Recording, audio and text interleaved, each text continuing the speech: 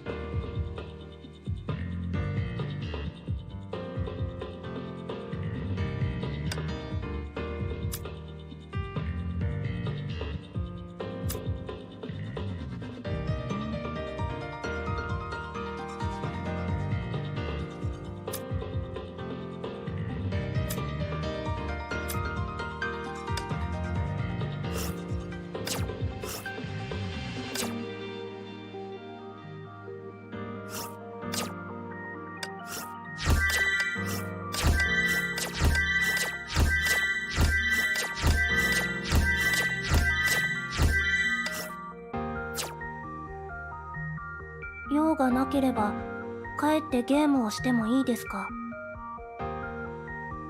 館長、重曹ウサギも館長と一緒に遊びたいと言っています。感情の波動に異常を検出。ブローニャは壊れているのでしょうか？メイ姉様は言っていました。頭の運動をするといい時間つぶしになると。用がなければ帰ってこれ以上手加減しないわよ。重曹ウサギ 19C、 今は休んでる場合じゃない。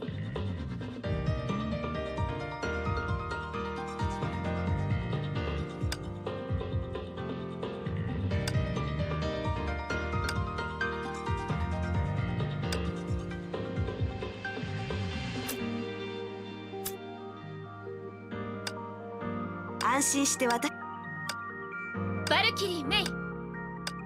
ブローニャの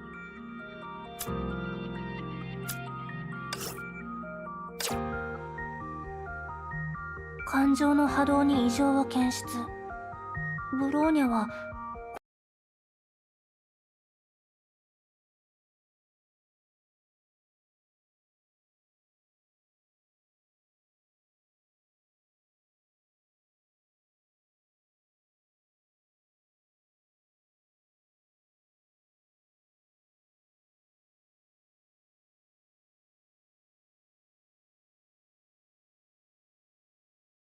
壊れているのでしょうか？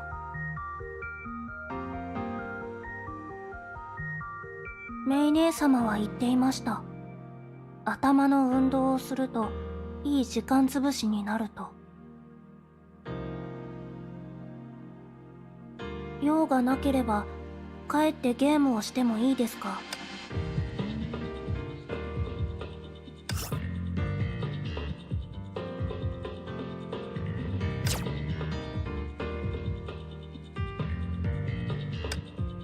感情の波動に異常を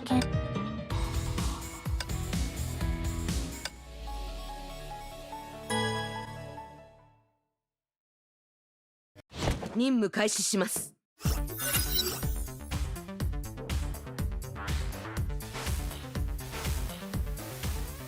雑魚ですね。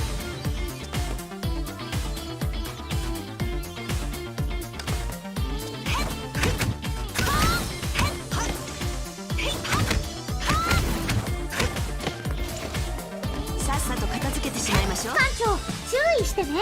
それと領域層白ネリとラインアクソ飛行は敵が浮遊状態の時に QTE を発動できるの。早く試してみて。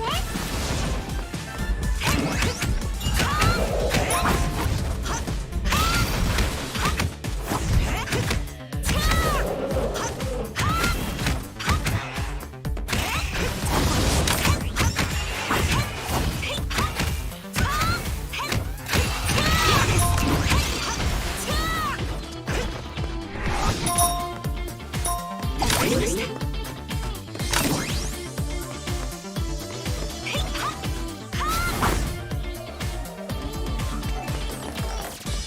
さっさと片付けてしまいましょう。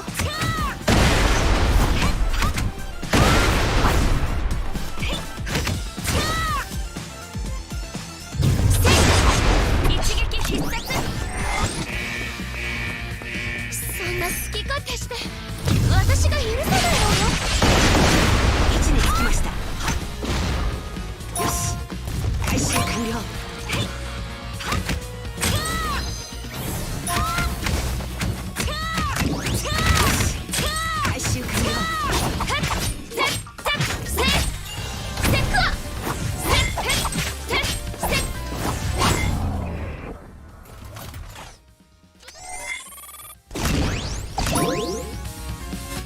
お待たせ。一緒に帰りましょう。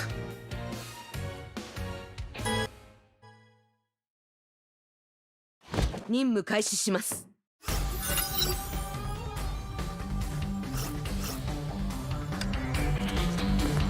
口ほどにもない。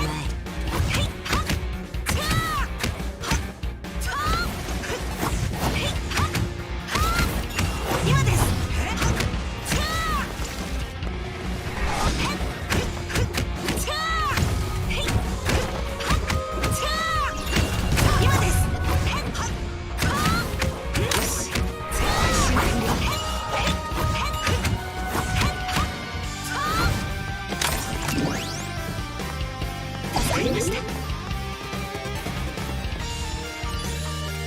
パスワードロック解読完了。操縦権限解放。戦闘システム起動。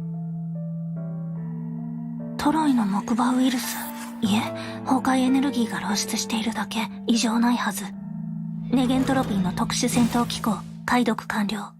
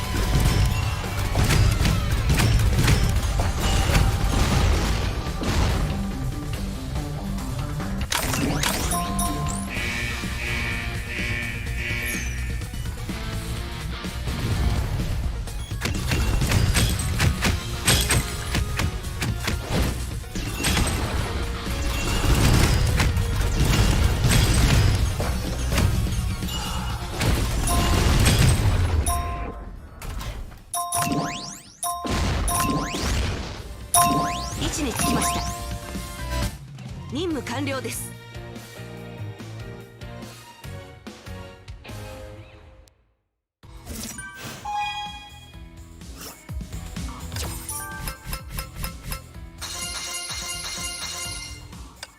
頑張った艦長のために愛ちゃんがレアアイテムを入手したよ。艦長、そろそろ聖魂が強力であればバルキリー強い聖魂を手に入れたらすぐレアな聖魂ほど潜在力も効果も優秀だよ。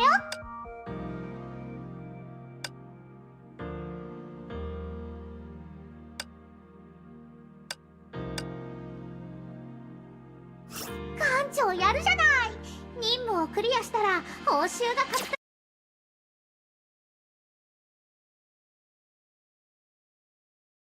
できるんだよ。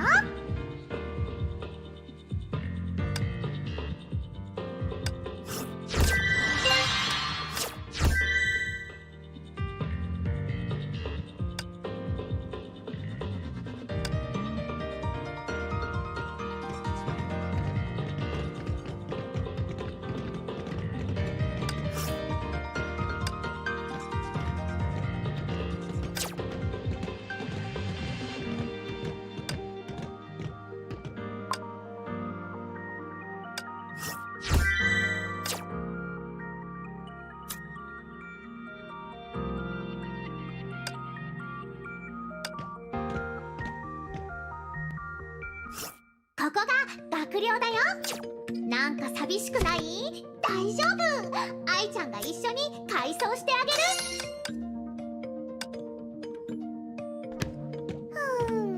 なんか足りないような気がするね。ならば愛ちゃん秘蔵のやつを出してあげよう。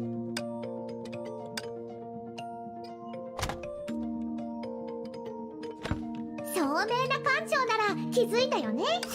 家具を設置すると学寮のバルキリーちゃんをタップするとバルキリーちゃんと挨拶ができるよ。家具が少ないように感じる？それなら学寮改装で改装をしないとね。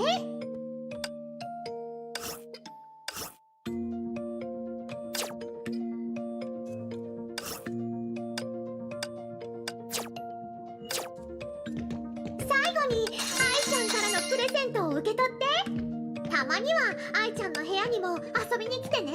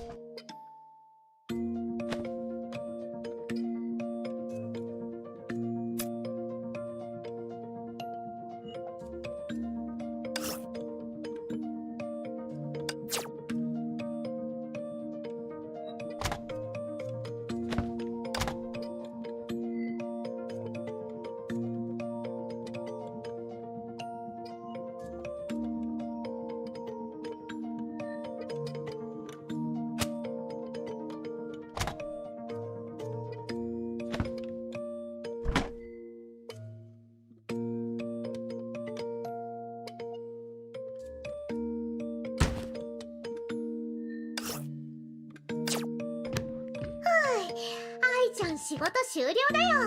館長頑張ってね。このまま学寮を見てていいからね。地に足がついた方がいいですね。下ろして。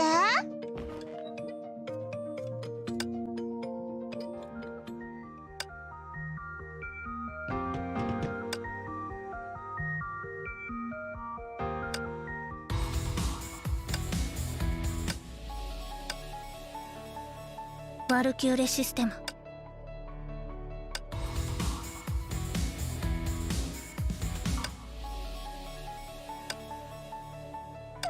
ブローニャは準備万端。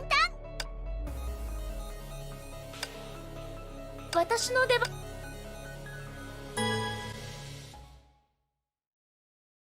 行きましょう館長。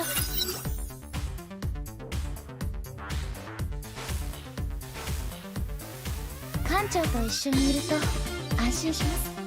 せっまったくもうせっせっ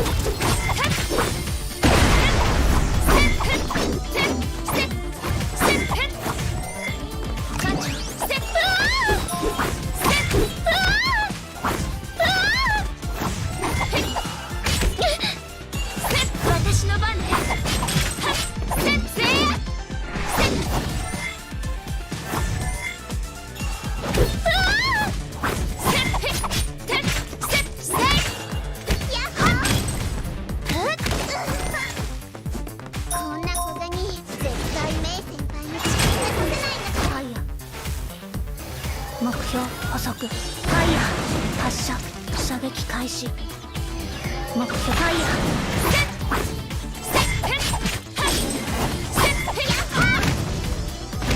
様が言っていました。協力しないと勝てないと。ファイヤー。目標捕捉、ファイヤー。ボイドエクスプロージョン。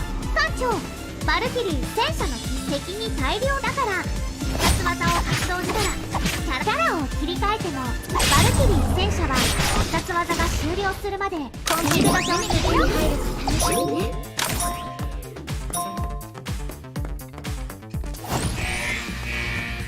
全力でいくわ。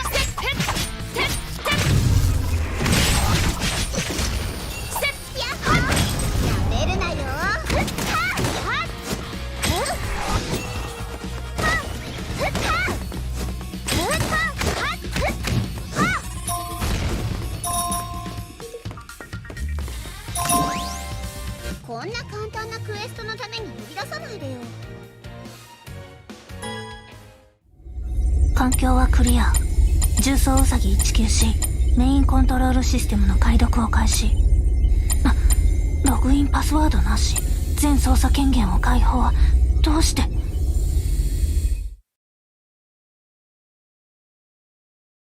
行きましょう、艦長。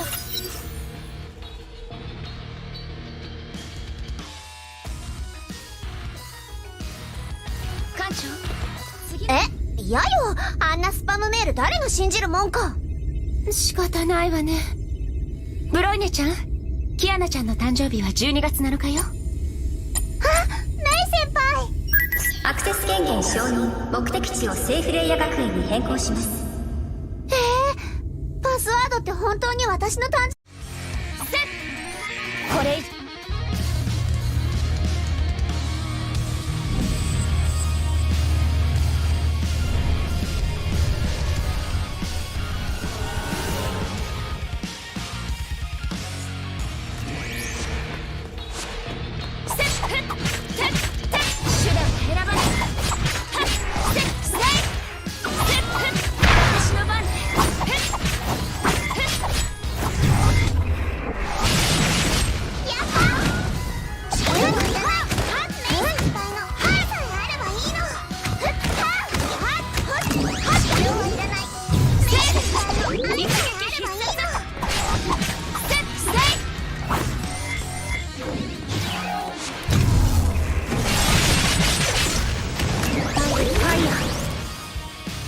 目標捕捉、ファイヤーボイドエクスプロージョン。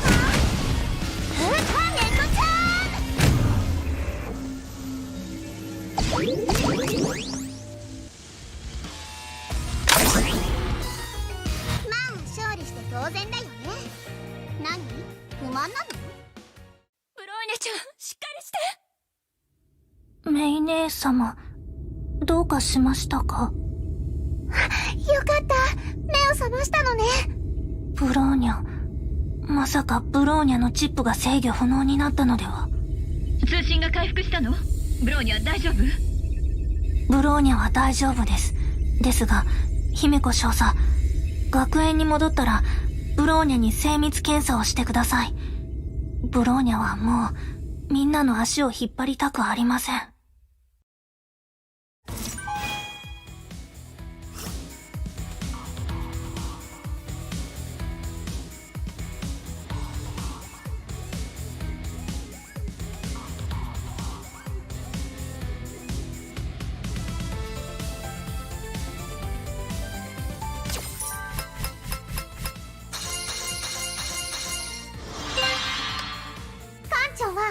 青海市のこれからはバルキリーちゃんたちといても愛ちゃんもずっとそばにいるからね。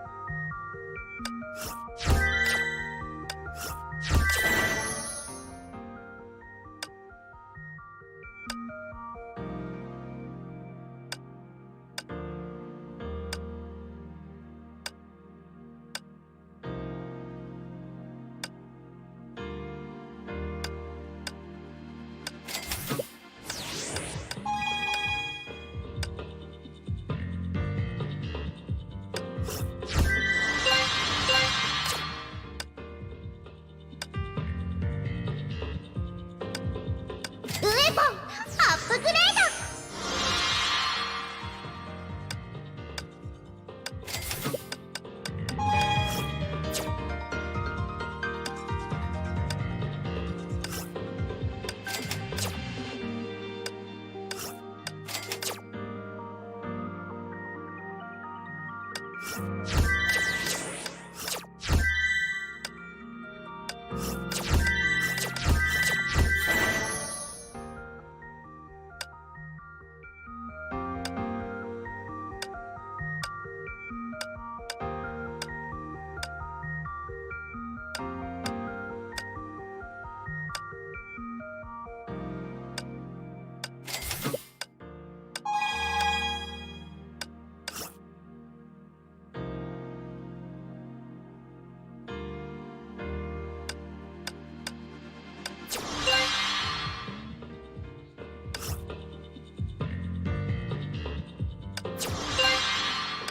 ポンアップグレー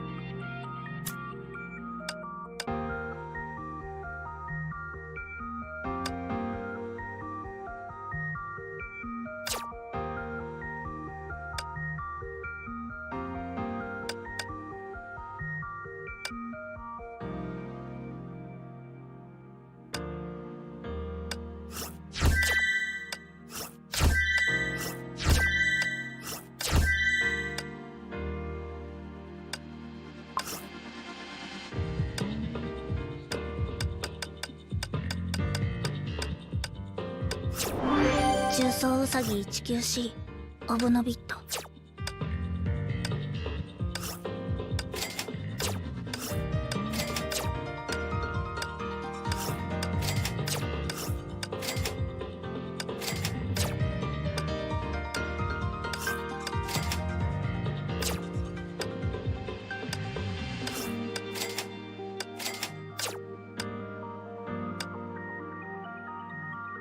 バルキリーメイ参上。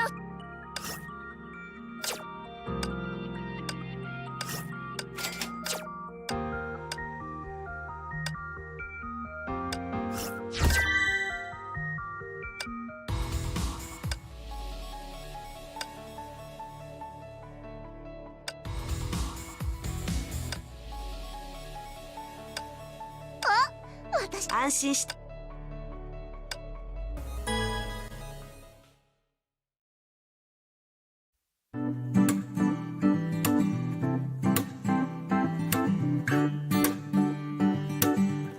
任務開始します。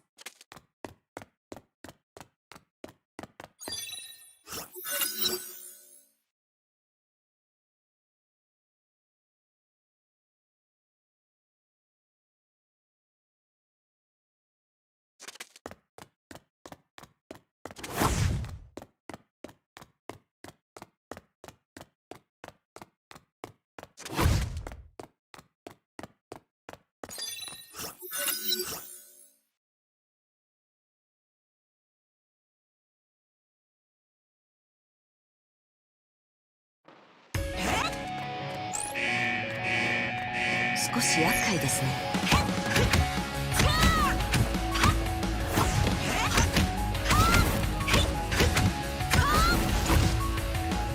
よし、回収完了。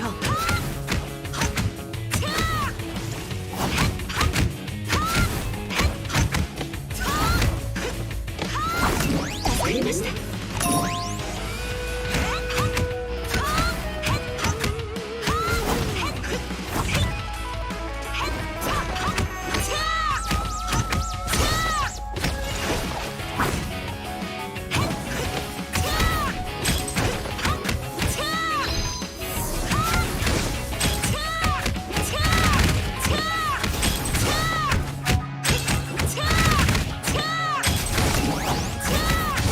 や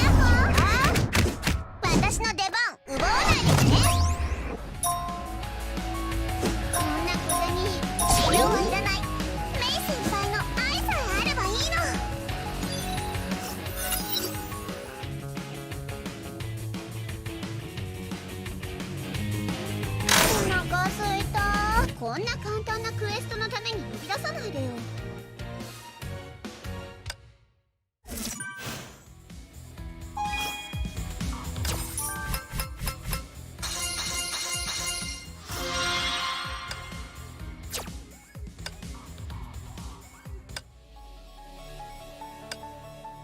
作戦会議をしましょう。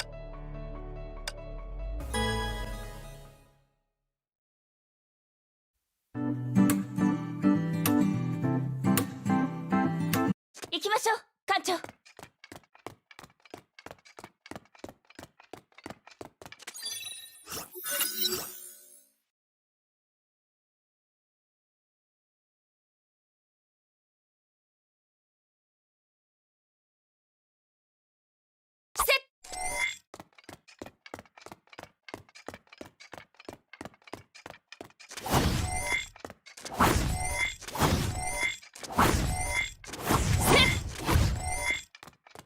艦長、次の目標は何ですか？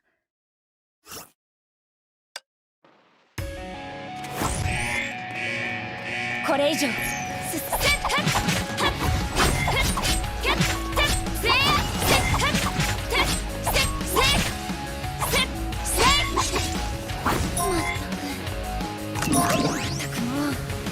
ご飯を用意する時間がなくなるわ。やっほ姉様が言っていました。協力しないと勝てないと。照準装置ボイドエクスプロージョン。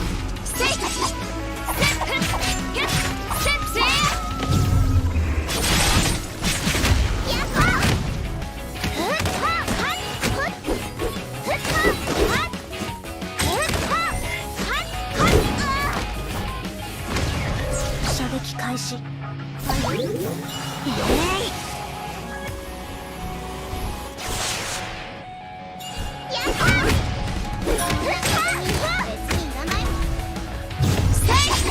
一撃必殺。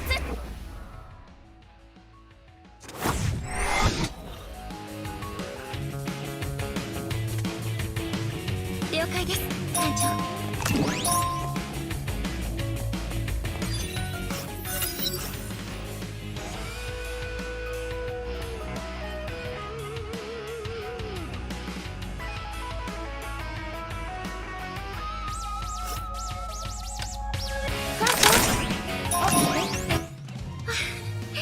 思ったより簡単だったわね。心配して損しちゃった。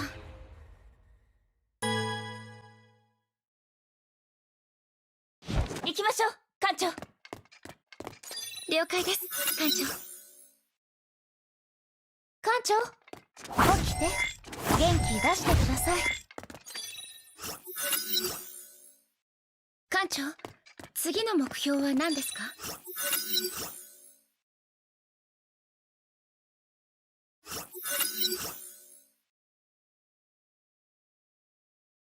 ちょっと不安かも。了解です、艦長。了解です、艦長。了解です、艦長。艦長、次の目標は何ですか？ちょっと不安かも。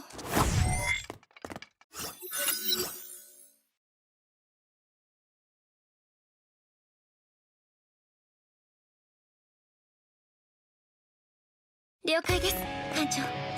まったくもう。姉様が言っていました。協力しないと勝てないと。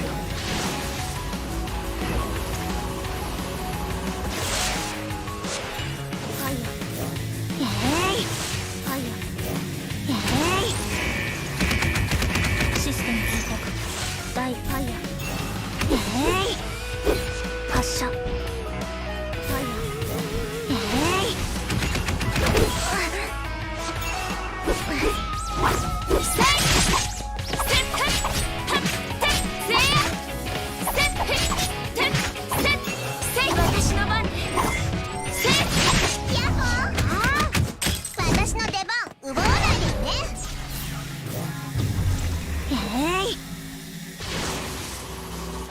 装備回収完了。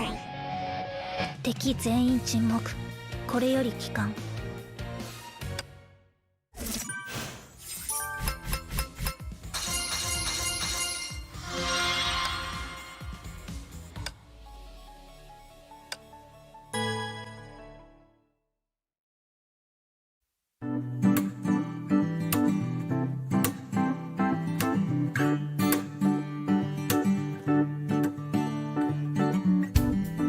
きましょう艦長。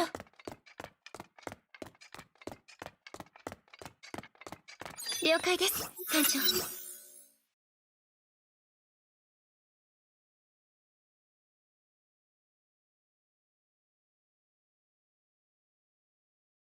ちょっと不安かも。了解です艦長。艦長、次の目標は何ですか？了解です艦長。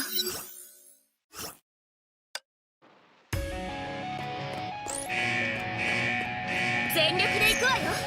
せっヤッホー。私の出番奪わないでよね。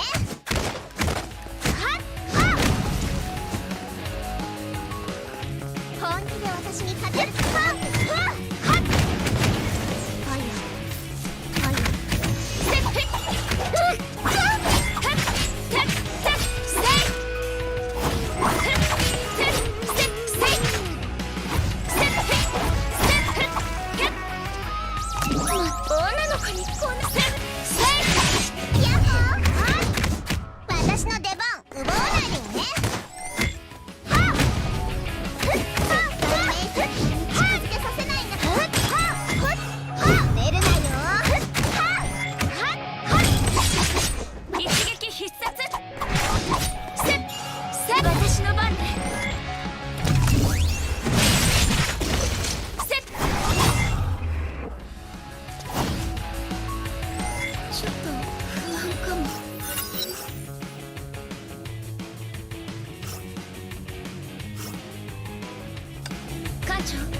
次の目標は何です？お待たせ。一緒に帰りましょう。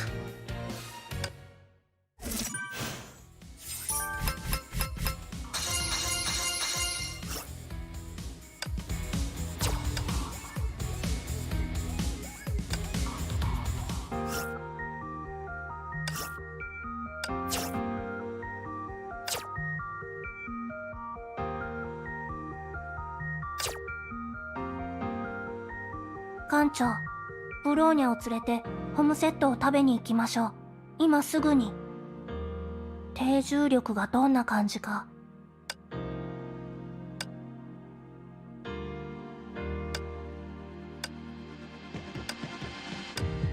艦長見てよ。有料手続き中のバルキリーちゃんがいっぱいいるよ。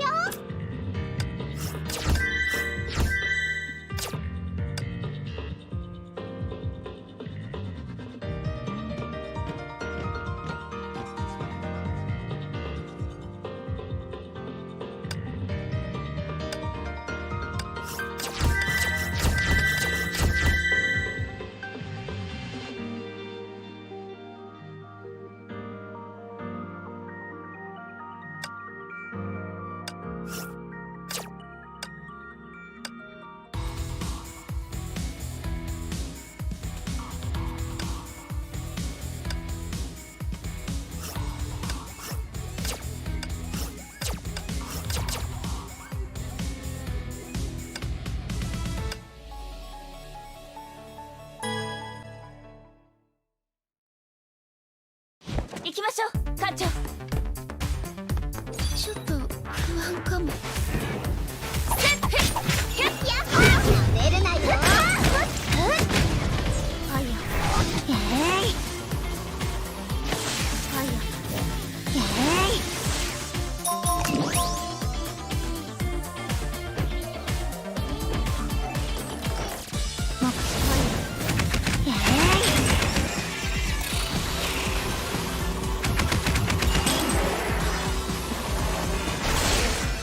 補充完了。装備回収完了。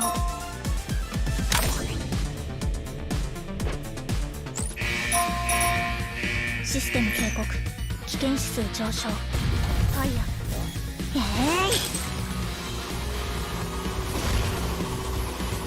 ボイドエクスプロージョン。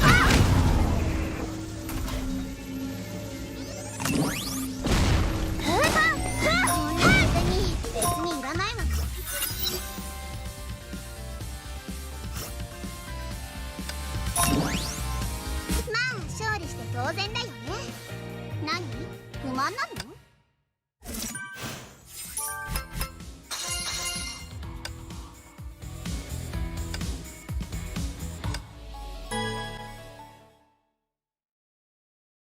行きましょう艦長。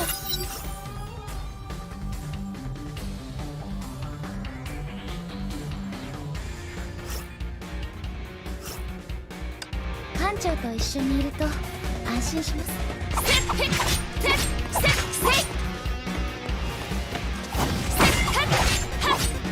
私の番ね。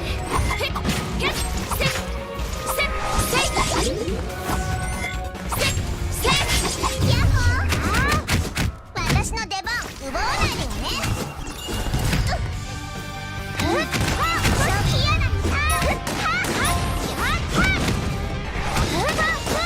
こんな風に何？このボロボロなやつ。パスワードロック解読完了。操縦権限解放。戦闘システム起動。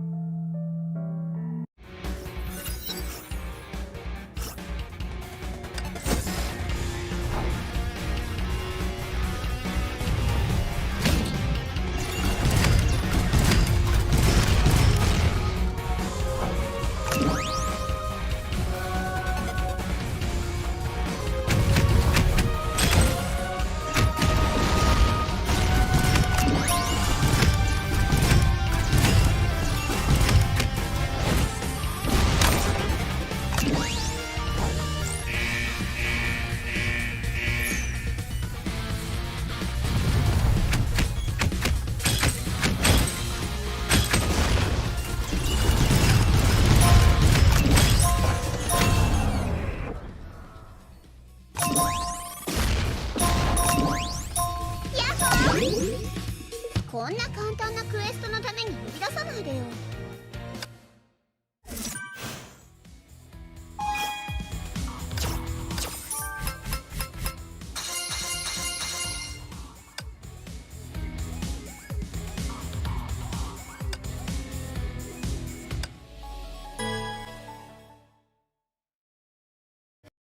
行きましょう艦長。女の子に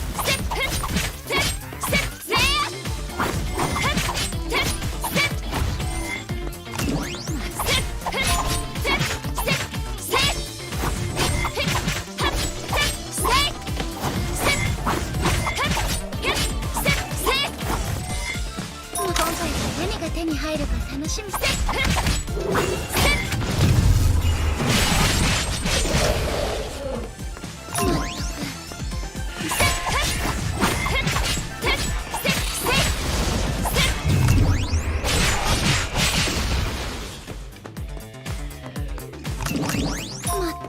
艦長、次の目標は何ですか？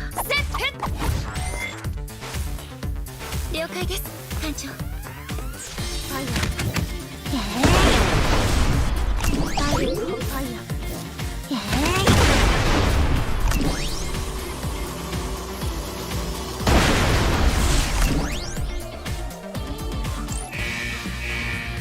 システム警告。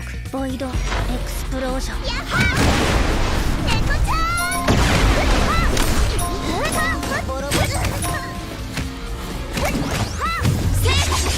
一撃必殺。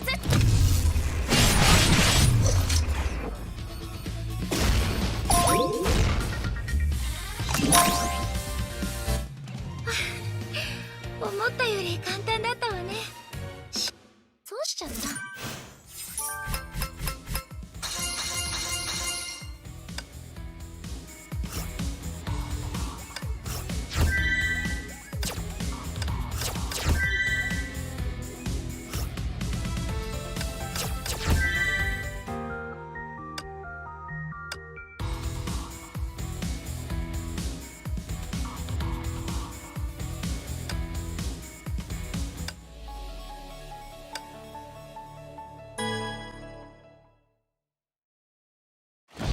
私が守るわ。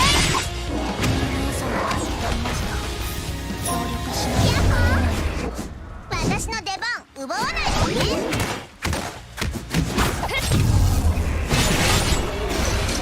私の番ね。これ以上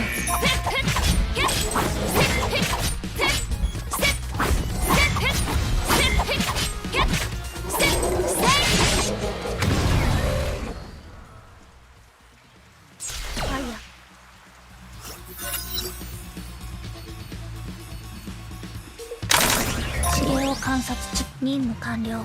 待機モードに移行。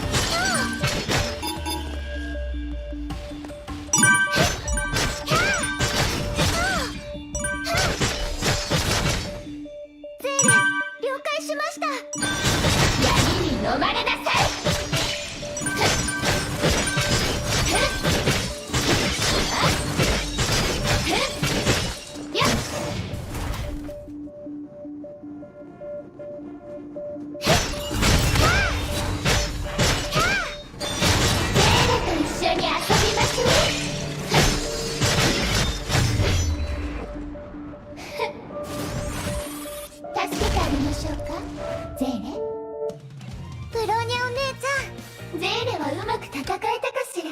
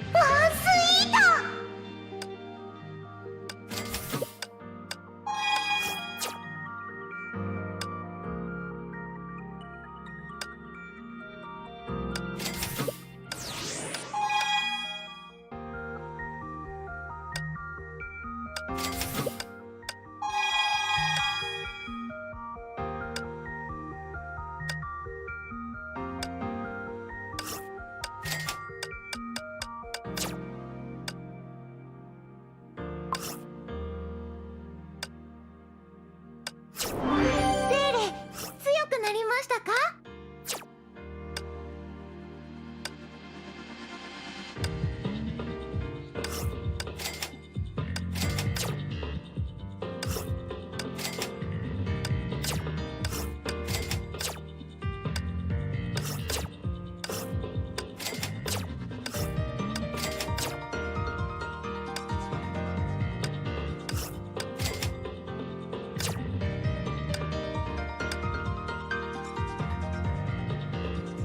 重装ウサギ 19C、 今は休んで。レイ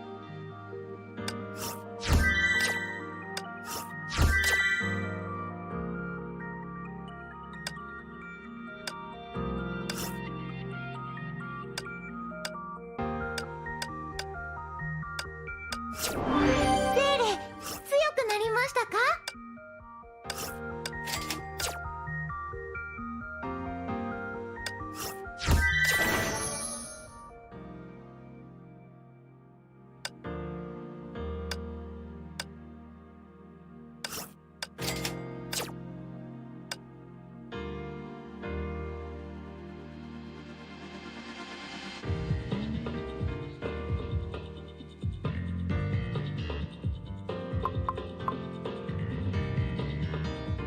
館長、休ませてもらえますか？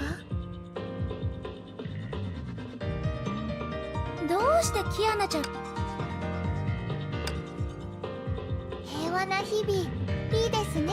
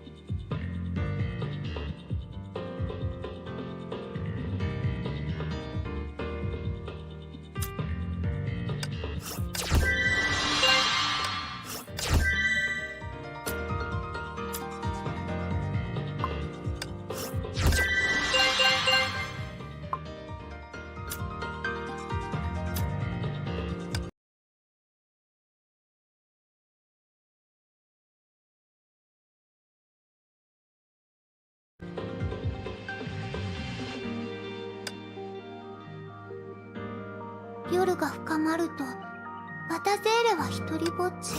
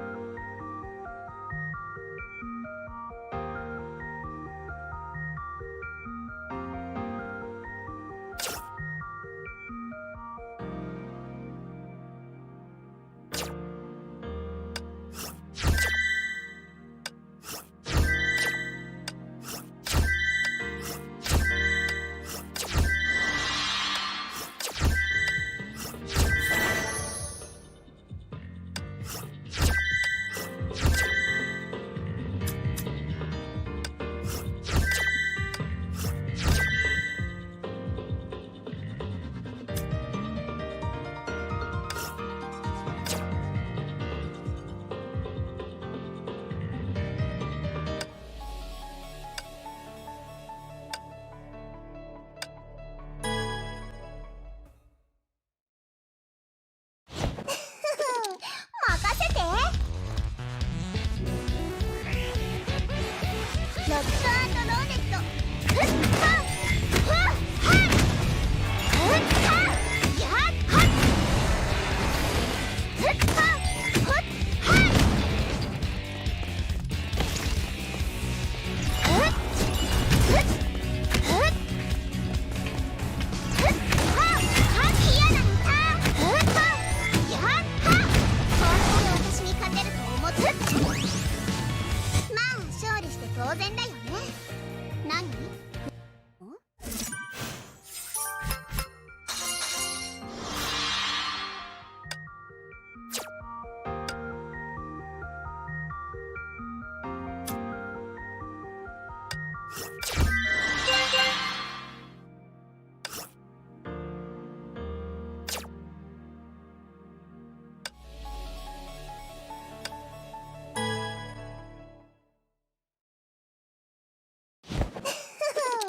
任せて。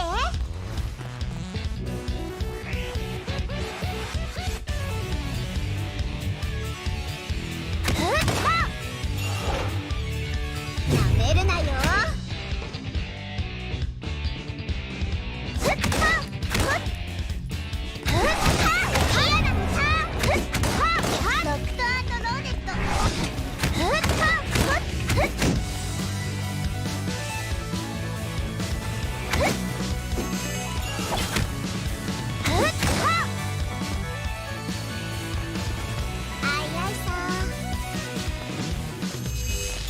なめるなよ。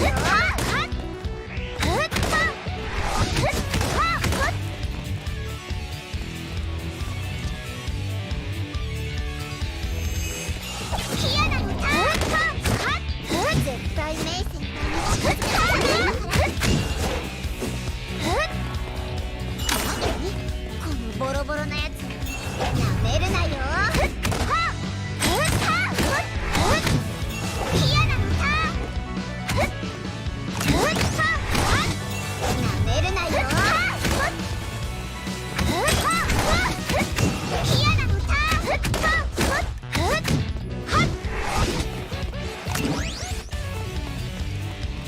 ロック&ローネット。こんな簡単なクエストのために呼び出さないでよ。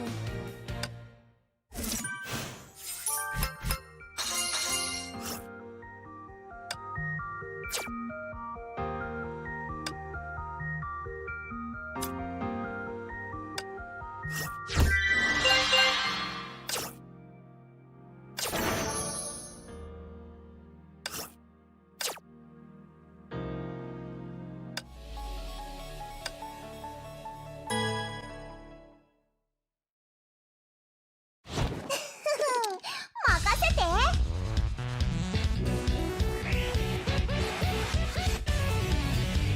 ロック&ローネット。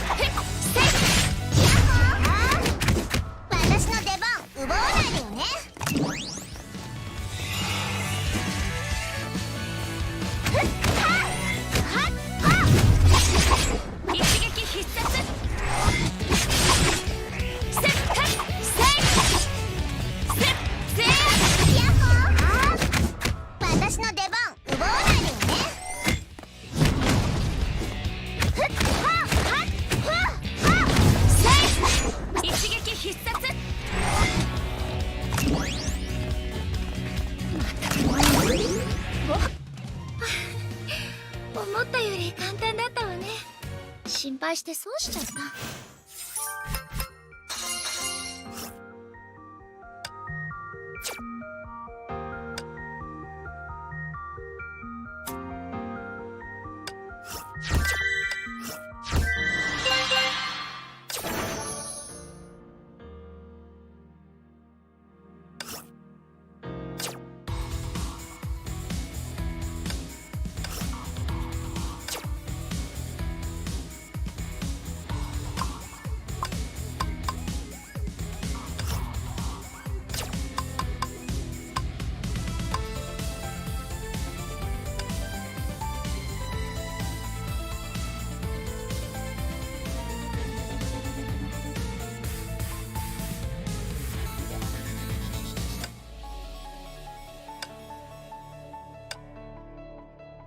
ゼーレも出撃準備。バルキリーメイ。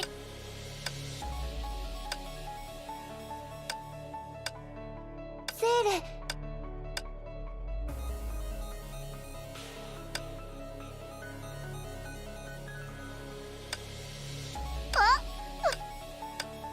私の出番。ブローニャ。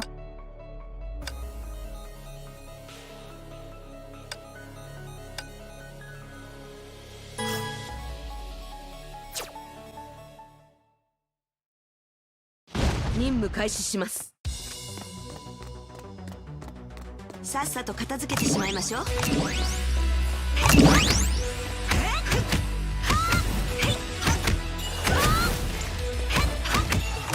ありました。口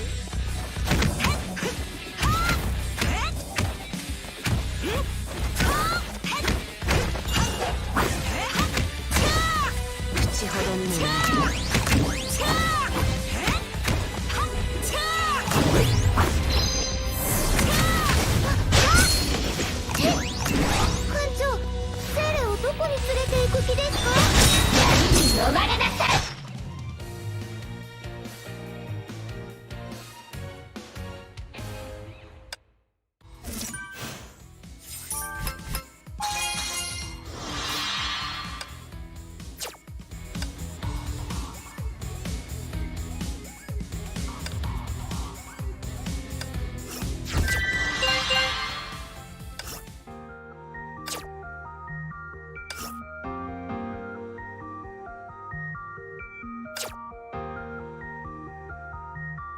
任務完了。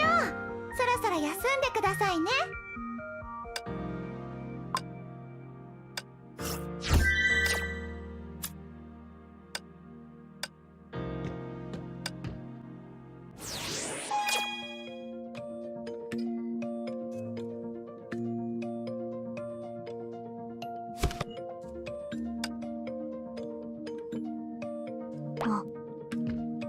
ブローニャが本当に楽しんでいると思いますか？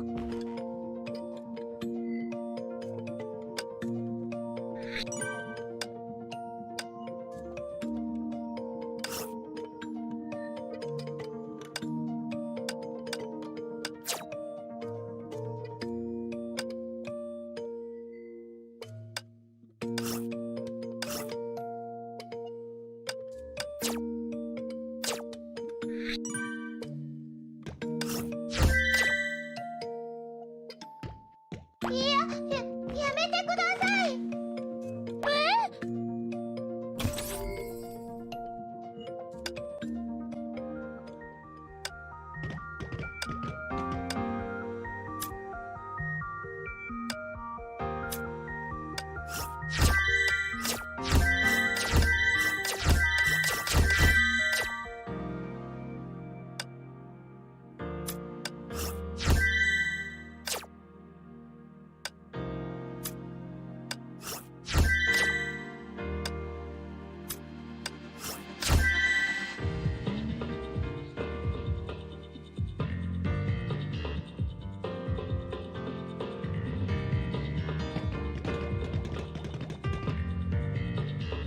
館長、働き詰めで疲れませんか？すごく寂しい日々をゼーレは過ごしたことがあります。こここのみんなは優しいですね。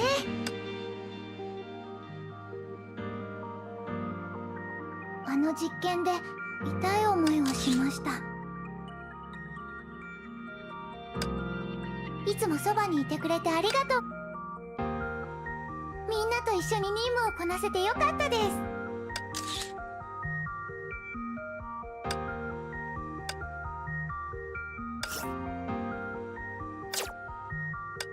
きれい。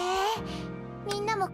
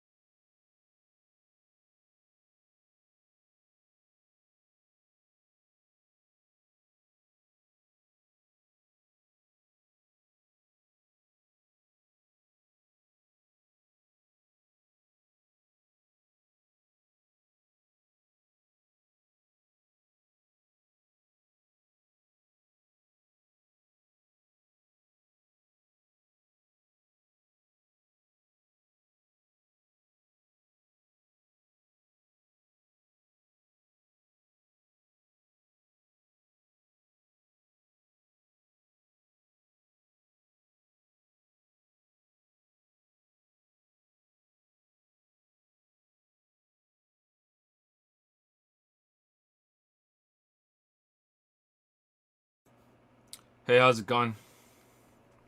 So what you see on the screen right now is the problem. Hellgate F is not a clear winner. Hellgate F is actually between Apollo Justice Dishonored 2 and LA Noire.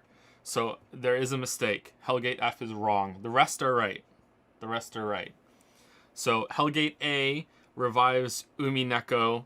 Hellgate B, we need to roll a marble for every game that has 71 votes. They're net votes because they have negative votes too. We need to roll 3 marbles for Paper Mario, Yakuza Kiwami, Divinity Original Sin 2. We need to roll for Hellgate D, we need to roll a marble for every game that has 72 votes. Again, net votes.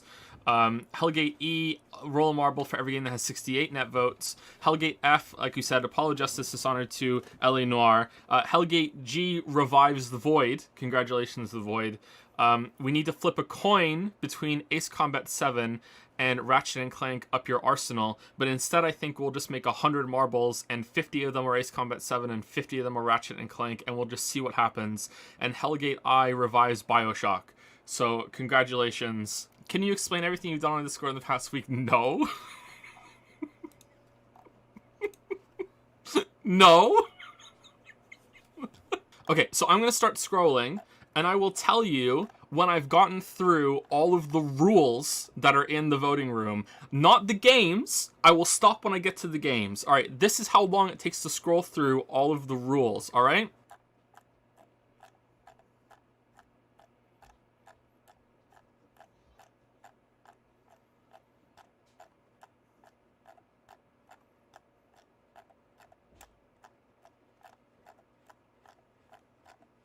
We have now reached the games. Right now, we are guaranteed to play, unless something like awful happened.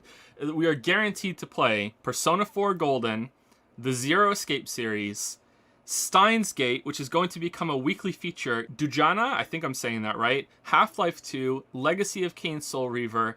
Those are the ones that are 100% guaranteed. Now, what's 99% guaranteed, because it's in the Halls of Ascension and not Outer Heaven, is Metal Gear Solid series Marathon 1, 2, 3, 4, 5, and I'm undecided on Peace Walker. I'm going to play Peace Walker. And the Halls of Ascension are supposed to be safe, but then Merrick got a bomb into the fucking Halls of Ascension, and then and then it got diffused so it didn't go off, and so that's what happened. Okay, that was during the first 2 Radiant Angels arc, Vodos and the one that didn't have a name. Oh, there's been fan art, chat. You have no idea. Go look at the fan. There's been fan art.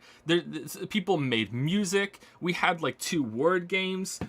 You have no idea. It's been a festival of bullshit. And now we're rolling marbles. And we're rolling marbles because Davina Cage, the 3rd Radiant Corrupted Angel of Chaos, the 4-faced, came up and one of her 4 effects. 25 votes, the Indigo Prophecy comes true. Instead of the top 5 games and the bottom 3 games ascending, it switches to top 3, bottom 5. That was the tame one.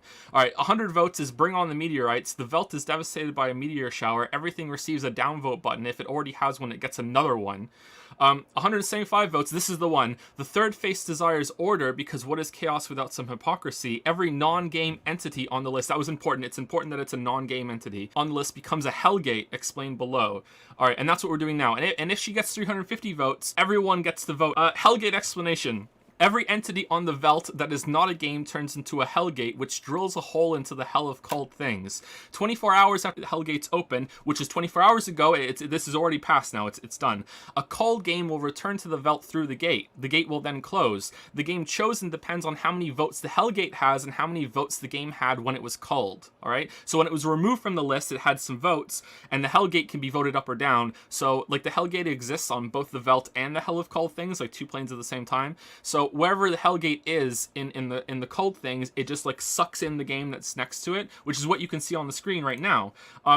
So it'll suck that game in and spit it out back into the voting board so you can vote on it. Pretty easy to understand, right? There's some games that were tied, so they're equally distant around the Hellgate in a circle, and the Hellgate will only suck in the game that is closest to them. So we have to decide which one it just randomly chooses that's closest. So we have to roll marbles to find out. I was just gonna roll a dice, but then I thought some of you might not believe the result. What the fuck is how are you here and you don't know what Jads is? You've listened to this whole thing and you're questioning question is, what is Jads? What do you mean, what is Jads? That's your question? After everything, your question is, what is Jads? Jads is the Discord server, Joseph Anderson Discord server. It's Jads, because this is the Jads voting universe. That's what we are. This is the voting universe, and these are the rules. There's 5 planes. It's very easy to understand. There's 5 planes. The top one is Outer Heaven, then the Halls of Ascension, then the middle one, the Voting Veld, which is a donut, and that's where we are, like where the voting happens. Then the Hell of Cold Things, and then below that is Double Hell, where games go if they're vetoed, because they can't come back from Double Hell. I mean, there's probably a way. Yeah, okay, you guys want to know about the Purple Chan Chronicles? All right, so there was a bomb arc. There's been 2 waifus in this game, arguably more depending on your taste, but there's been 2 main waifus in this game. So there was Bomb Chan, and that was in the early rounds. And then there was Vodos, and Vodos brought with her 5 training dummies, and they all had a bit of a description. And the purple training dummy was the cute one.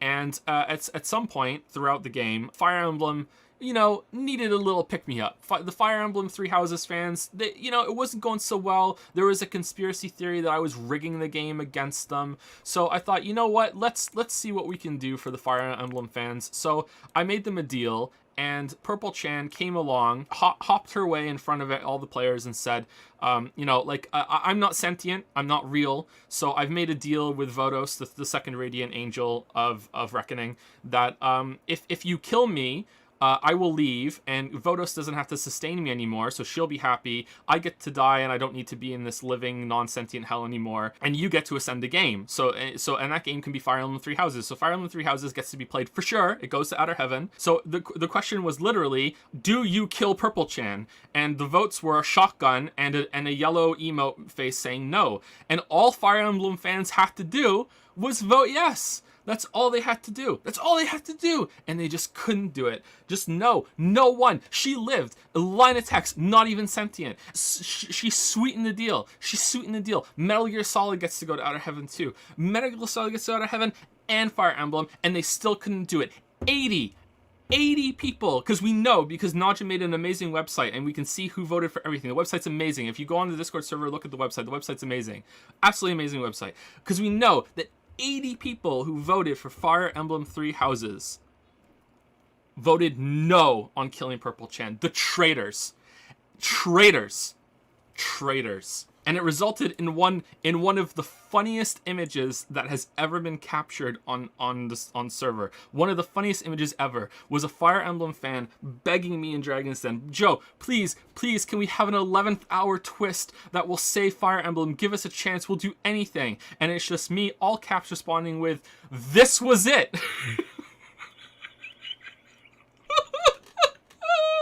And that was one of the 2 times that I cried laughing in the past week. The other time was when we did the word game last night, and I gave 27 people a number and a letter, and 3 of them were the imposter, and they had to figure out what the phrase was out of all these clues, and they had to like reveal it to each other, and I gave them numbers instead of letters. So Baldur comes in the chat, and he's the first one to reveal what he had. And Baldur's like, Joe gave me 2-5. We're playing a word game. Okay, what do you have to do? You have to guess the letters and arrange the words. All right. What letters do you have? I have 2-5.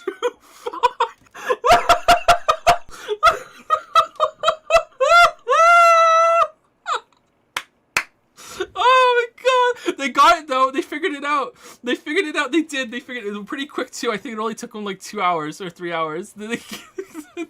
This is a map of the voting Veld, which, as you can see from the middle, is a donut. Has a donut hole. This is not how it actually looks like in reality. You know, liberties have been taken. What flavor is it? It's not a literal donut. It's just donut shaped. I don't know why you would think it's possible it could be a literal donut, considering the really tame and serious and grounded rules we have had throughout this whole ordeal. This is the website for the voting game. We're gonna be rolling marbles, because if we go down here, all right, so these are the planes of existence in the voting game. So this is just a preview of the fan art that has been made and the fan memes that has been made. In the beginning, there was just the Velt. Alright, so this is the third voting game poll that we've done. I think we did one before, and then we did one for Halloween. And how it works usually is that if you're a sub or a patron, you can DM me on Discord and you can suggest a game. Then I put them all in a channel on Discord, and I add an emote to them, and you can see the emotes here. Most of them were Pog. Last time I think it was just up arrows. Had a Food Boyfriend got a bird. Fire Emblem Three Houses got the Three Houses emote, which I was just so proud of, you know, just little things like that. I also put fake games on the list. Fake games like, some of them are gone now because they got turned into different things. Milk Inside a Bag of Milk Inside a Bag of Milk is a real game. So that is not a fake game. There was like Shin Megami Tensei, how many games can we veto? Because I told everyone I was going to veto all the Shin Megami Tensei games. And then we did. There was Toho 27 or whatever. Help, I've married a flea, and now I think I'm falling in love with him. With music by Hans Zimmer and voice acting by Christopher Walken as the flea. Like that was the most elaborate one. That's not there anymore because it got evolved, and that was as far as the craziness was going to go. I thought, you know, it could be some jokes, and the plan was that we were going to have 3 or 4 rounds, and every end of the round I was going to remove some games. I was going to remove all the games that didn't receive X amount of votes, and the X was going to be determined by how many votes the top set of games had received. The idea is supposed to be that you whittle it down to the point where at the end of the round you have 20 or 30 games left. And as you can see, we got pretty good. I think there's 33 games left on this list, so it did work out. Someone said to me, it's kind of lame that, like, here you can see, like, there's a huge difference. These are games that got called. You can see there's a huge difference between these set of games and these sets of games. And that's not to mention, like, games down here that not many people had even heard of, or were just kind of like half a niche, you know what I mean? Joe 21, The Revenge of David Cage. So someone said, you know, it's kind of lame that, you know, like, part of this poll, the goal is for Joe to play games that he wasn't really exposed to before. And that's true. And there's a lot of cool games on this list, Joe, that you're not going to play because there's clear winners right away. So what are we going to do? So the intention was that top 5 games win. If there's something that's an outlier at the end of the round, to make the game interesting, we just take it. You know, because if something's clearly winning, that's not fun. That doesn't keep the poll fresh and engaging. So let's just remove it, promise to play it, and then the next top 5 become the winners. After so many votes were set, I added a new rule. Good morning, everyone. A new rule has been added to the game voting file. Now, I didn't realize what I had done at this point. Like, this was the catalyst that set things off. This was the first little snowball setting off down the hill, okay? A new win condition has been added to the game. A lose condition. The 3 games that received the least amount of votes will also be played. Happy voting. Remember, you can remove games you previously cast. When I call, I will remove all games in a mid-range to keep low-voted games and high-voted games. So now, instead of removing just low-voted games and keeping like the top 100 and then the top 70 and the top 50 and the top 30, it's gonna be the top 35 and the bottom 35 or whatever. You know what I mean? Like, we're gonna be taking the middle ones out. And when I did this, Dragon's Den, this is what started, you know, Dragon's Den started going ape shit. All right, like here, let's just scroll through the fan art, and you can see the amount of like memes and shit that started going through. Voting rules on the first day, voting rules on the last day. Zero Skate Weebs the bomb. This doesn't make sense to you yet, but it will, trust me. Oh, Joe isn't streaming for a week or 2. Can't wait to have a productive time. Oh, there's Bomb Chan, my grandma's favorite game. Nice callback. Damn, cute as fuck, right? Looks like I'll have to play widely suggested Weeb visual novels for another 6 months straight again. Oh, and all these games people have voted on too. Maybe if I introduce a few game mechanics like a bomb or a dragon angel, that might make things more interesting. And now there's Lose of the Bomb. There's Bomb Chan. Oi, you cheeky little fugs, respect your elders. Bomb Chan, slay the Not actually very sweet. Why, yes, I do educate. Educate the internet on the topic of Justin Anderson's Twitch stream. I don't know what that is on my weekends. How could you tell? We call them Chans. I don't know what that is, Merrick. And then this rainbow thing just kept, we almost banned it. Like, legit, we almost banned this copy pasta meme thing. Like, seriously. Like, it was all over. It's still there. Someone's posting it right now on Dragon's Den. I can't even see it. I know that. What is my purpose? You blow up. I love this style. Oh my god. You have broken so many games for us. Now it's our turn. Is there zero escape from this hell? Witcher 3 weighing down 2077. Play these games for me. Today's Lazy Teens. Deep Indies AAA dribble. Fly her to the moon. Fucking Statue of Liberty crying. Good morning, everyone. A new rule has been added to the game voting file. There we go. So half of the fun and the chaos that's ensued has been just like me on my bullshit, and Marek in particular just like poking it with a stick and being like, what about this? What if this happened? What about that? What if this condition? What if that happened? So it's just like, oh shit. All right. So you know. ぼーっとして楽しいのですか?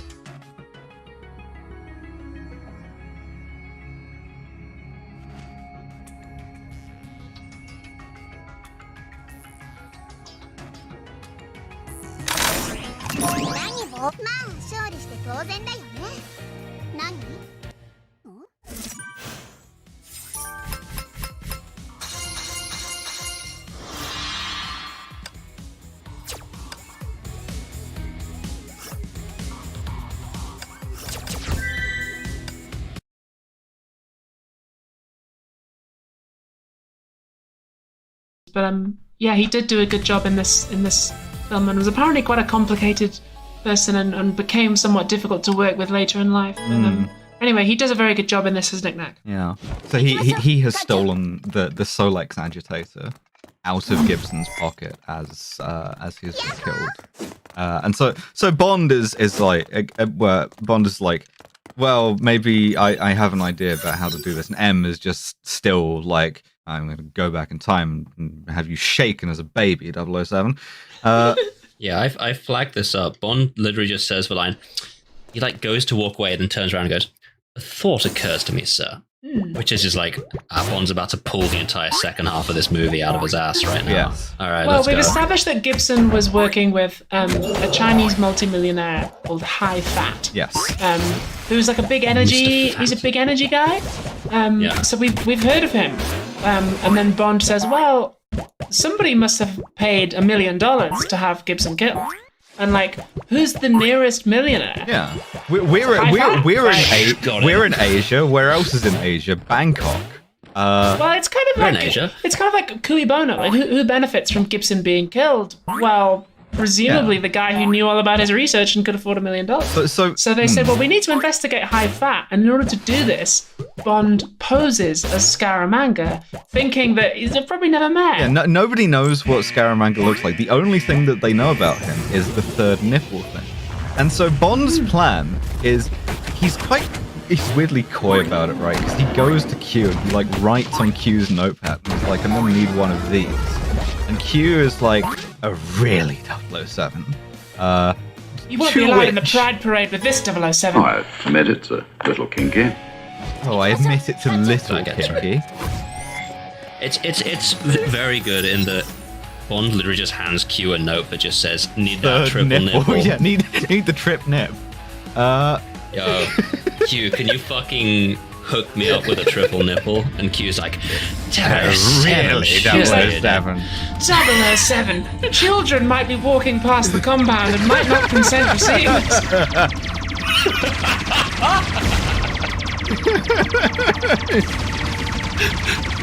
007, honestly, there are spaces where this is appropriate. Save it for the after party, 007. Yeah. So Bond and Hip go to. I will die on this hill. Yeah. Stop that. Bond and Hip go to Bangkok. Perish, then. Go to Bangkok, which is again like next door to Macau and also Hong Kong. And People always say shit like, I'm gonna die on this hill, but they never have the common decency to actually die. except in wars, a lot of people dying on hills are nice. Anyway, beep the last 2 words of that sentence. Thank you. Bond. Moving on. Bond just hops the fence into High Fat's compound, which is a very nice ornamental garden. He sees a naked woman in the swimming pool, and she's like, "Come on in, the water's fine." And as he's doing his usual sort of nonsense, you are Miss. Now she says her name is Chew Me, right? And She is not in any subsequent scene. She is just there as a prop. voiced by the same woman who voices like every miscellaneous hot girl in Bond movies. Really? Oh no! Yep. Chew me. This is the bit that Austin Powers was playing off with fuck me and fuck you. Yes. Chew me. Fuck off.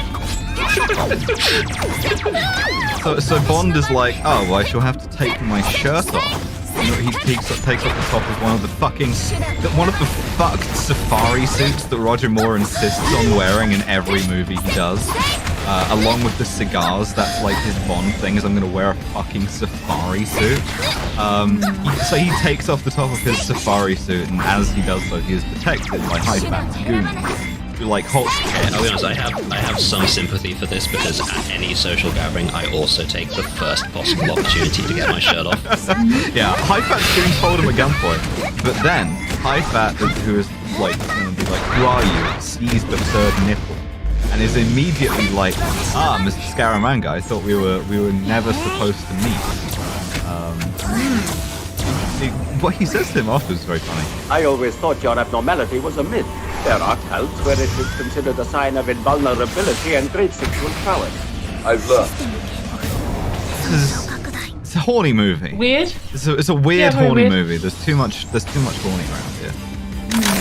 But anyway, Bond posing as Scaramanga asks High Fat to put out a hit on Bond. Yeah, he hypes himself up a little bit. He's like, Bond, James Bond, he's the best. Even on my level, he knows too much. You got to kill him. Got a huge dick.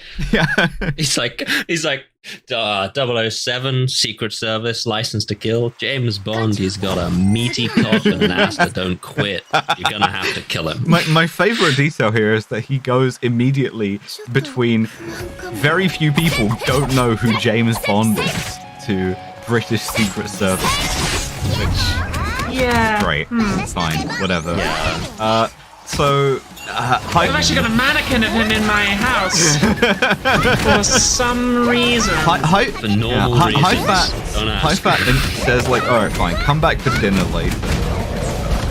And as Bond is leaving, we see that he has once again been effortlessly outplayed by Scaramanga, who has been watching him through binoculars the whole time, and also owns a much nicer safari suit. Like, it really makes Bond's safari suit look like a piece of shit. Scaramanga is fucking grinning as he lowers the binoculars. It's so good. He's like, oh, I love this fucking idiot. Yeah, it's like, I fucking got his ass. I am gonna fucking kill this guy later, and it's gonna be great. Yeah, Scaramanga, the thing that Christopher Lee really plays up about him is he loves killing. He loves it. And like he kind of really comes by that honestly, you know. It's like I mean, we'll get to that later. And High Fat goes up to Scaramanga and he's like, this fucking dipshit. And Scaramanga's like, I know. Scaramanga has not worked a day in his life. By God, he loves his job. Yeah.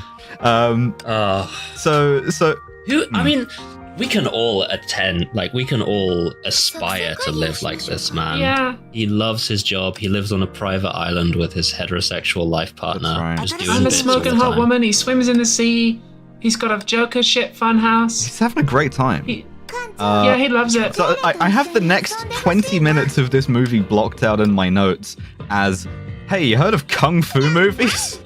Because Yeah, there's a long section Oh here. boy, have we heard of Kung Fu movies. the makers of this movie, like, this is the thing, right? Especially in the Roger Moore years, the Bond movies are so directionless that it's just fully bandwagon. Live and Let Die, what's popular at the moment? Blaxploitation movies. So we'll do a Blaxploitation movie as James Bond. What's popular right now? Kung Fu movies. We'll do a Kung Fu movie. They're still doing this now. They're still like Spectre is just the Avengers but Bond. Legend constantly. Moonraker, what's popular right now? Star Wars. We'll do a Star Wars Bond. So, Bond goes to dinner, escorted by Lieutenant Hip and his two nieces. His two, like, school-age nieces. His two nieces, who, by the way, are speaking entirely disparate languages to each They're other. speaking Thai. Really? They're speaking Thai and Cantonese, or rather, one of them is speaking. both One of them is subtitled speaking as Thai, like- and one of them is speaking Cantonese. And they're holding a conversation. Listen, the East is one place, right? We are in. Also, High Fat's garden has sumos in it. Yes. We're in Thailand. Yeah, Yeah, man. as soon as Bond goes in to, like, Asia Land, the theme park, the fucking sumo wrestlers grab him. And Knick-Knack, who is, like, dressed as... I don't even know what he's dressed as, a lawn ornament. The devil, Yeah. but also a gnome. Like, gets him at the point of a pitchfork. And High Fat does the classic Bond villain move. No, don't kill him here. Put him in an easily escapable situation. No, don't Yeah. just kill him now that you've got him knocked out and are literally I standing there with a don't pitchfork. want you to get Instead- blood in my garden. I live here. And I also don't want you to, like, put him in the back of a car, take him 2 streets over and shoot him. I want you to take Mr. Bond to school. Yeah, they Take sent him to my him. They sent him Kung to a Fu school. martial arts school that Now, High Fat owns, and I have written "why" in brackets. yeah, I believe the And script. Bond's getting, like, attended as well while Yeah, he's yeah. there. Like, they're not even just, like, not killing him. They're actively Yeah. giving him a the lovely time. script actually refers to this as a karate arena. Just That's not a Okay. thing, and they're not doing that. doing So some karate Bond- in Thailand. Bond wakes up being massaged by all these ladies. He wakes up, he's been put in a gi in this karate arena. Yeah. He watches 2 martial arts students sword fight to the death. Again, I have written "why" in brackets. And then he is invited to fight the school's tough guy. And Yeah, he the school's cheats. mini boss. As they're bowing to each other, Bond, like, just hits him instead. Yeah, so we surmise that the plan is that Bond will have an accident while he's at this school and will be kind of karate arenaed to death, and that will be how they get rid of it. Again, the other thing here is that Roger Moore cannot. Like, Sean Connery. No. Sean Connery had a light attack, a heavy attack, and a grapple. George Lazenby, as we saw in Man from Hong Kong, fucking could roundhouse kick a guy. Yeah, But Roger Moore does not. And I want you to imagine he's doing a dialogue-only build. what we were robbed of here was Lazenby staying on as Bond, because with Lazenby in it, this scene, while stupid, could still have been fun to watch because we would have seen him kick a man in the face, right? Yeah. But instead, you have to go to zero budget, like Hong Kong movies for that. Instead, what we get is like Roger Moore kind of like slaps a guy a couple of times and then escapes by jumping through a window. Yeah, he does a share zone and he just leaves. He just runs away. Hit the bricks. You can just leave. So Roger Moore Bond cheats. He just kicks their guy in the head who's called like Tash or some shit like that. Yeah. And like it cuts to the old man in charge of the school who's watching, and he does everything except actively say dishonorable conduct. Yeah. And then he just like gestures to a guy next to him who is the only one there wearing a black gi, whose name is, and I'm looking this up, his name is Chula.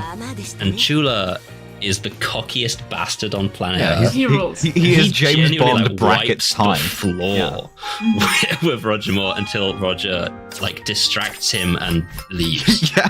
He just He leaves. doesn't win the encounter in any way. He just goes. Fight, item, run. And he picks run. Really? And so the entire karate arena school chases after Bond. Bond, of course, then conveniently runs into Lieutenant Hifton's two nieces. And because they know karate, because they're Asian. Of course, all Asian people know martial arts. Know martial arts, but It's really like a, wow, Bond, I can't believe you've underestimated these two schoolgirls, you fucking sexist sort of moment. Yeah. It's like, well, this is maybe the one thing he's done here that is somewhat understandable, is not assuming these women would know perfect kung fu. yeah, they're wearing school uniforms, right? So like as the various like dudes like square up, he like gets in front of them and he like pushes them back, and they just move in front of him and effortlessly destroy these guys. If you like watching schoolgirls do kung fu, then and everybody in Britain at this point did, because nonce country.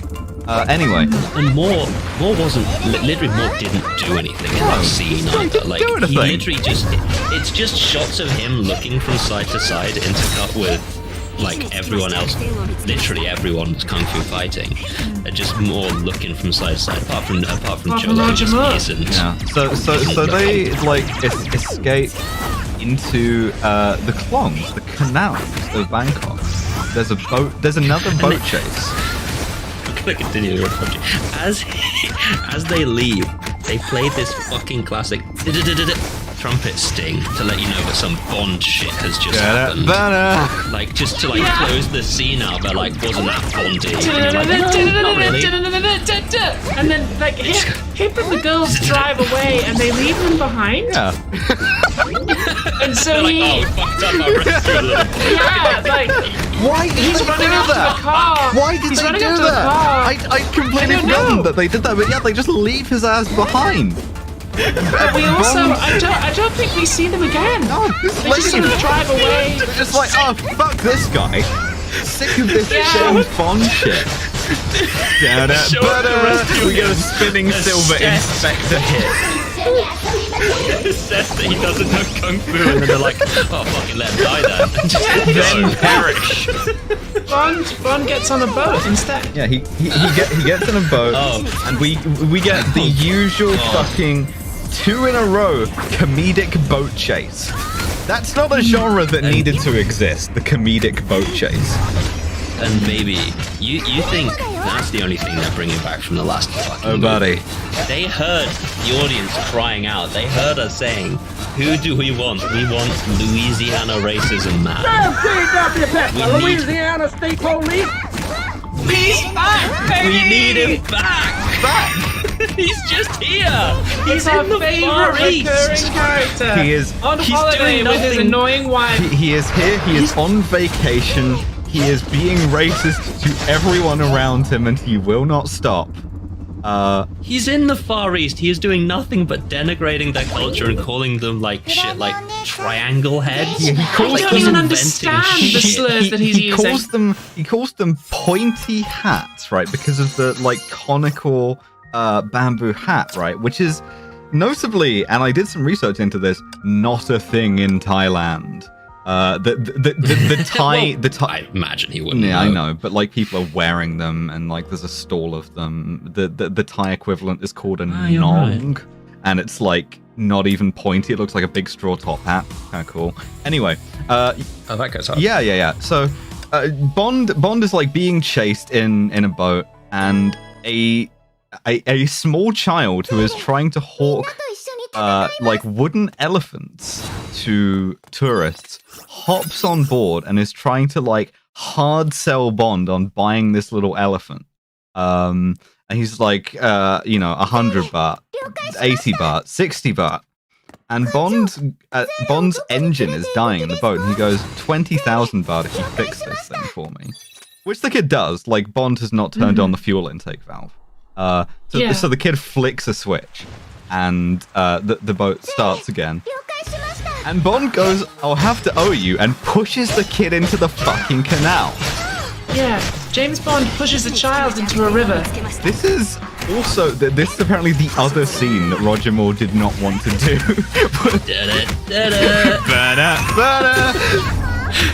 Bond shit accomplished. Child abuse. Child drowned. I mean, it is established that this kid survives and like is a good swimmer because he like yells at Bond and calls him a bloody tourist. But Yeah. like, James Still, Bond though. pushes a child into a river. Yeah, James Bond owes Just that leave. kid 20,000 baht. The hero of the film pushes a child into a canal. By the face. This movie is just so pushes him fucking in the face. racist, man. Yeah. Speechless. So, we cut back to Bond escapes, and we cut back to Scaramanga and High Fat just chatting, shooting the breeze, doing evil shit. And Scaramanga is told, okay, well, Bond has escaped, and you're no use to me anymore.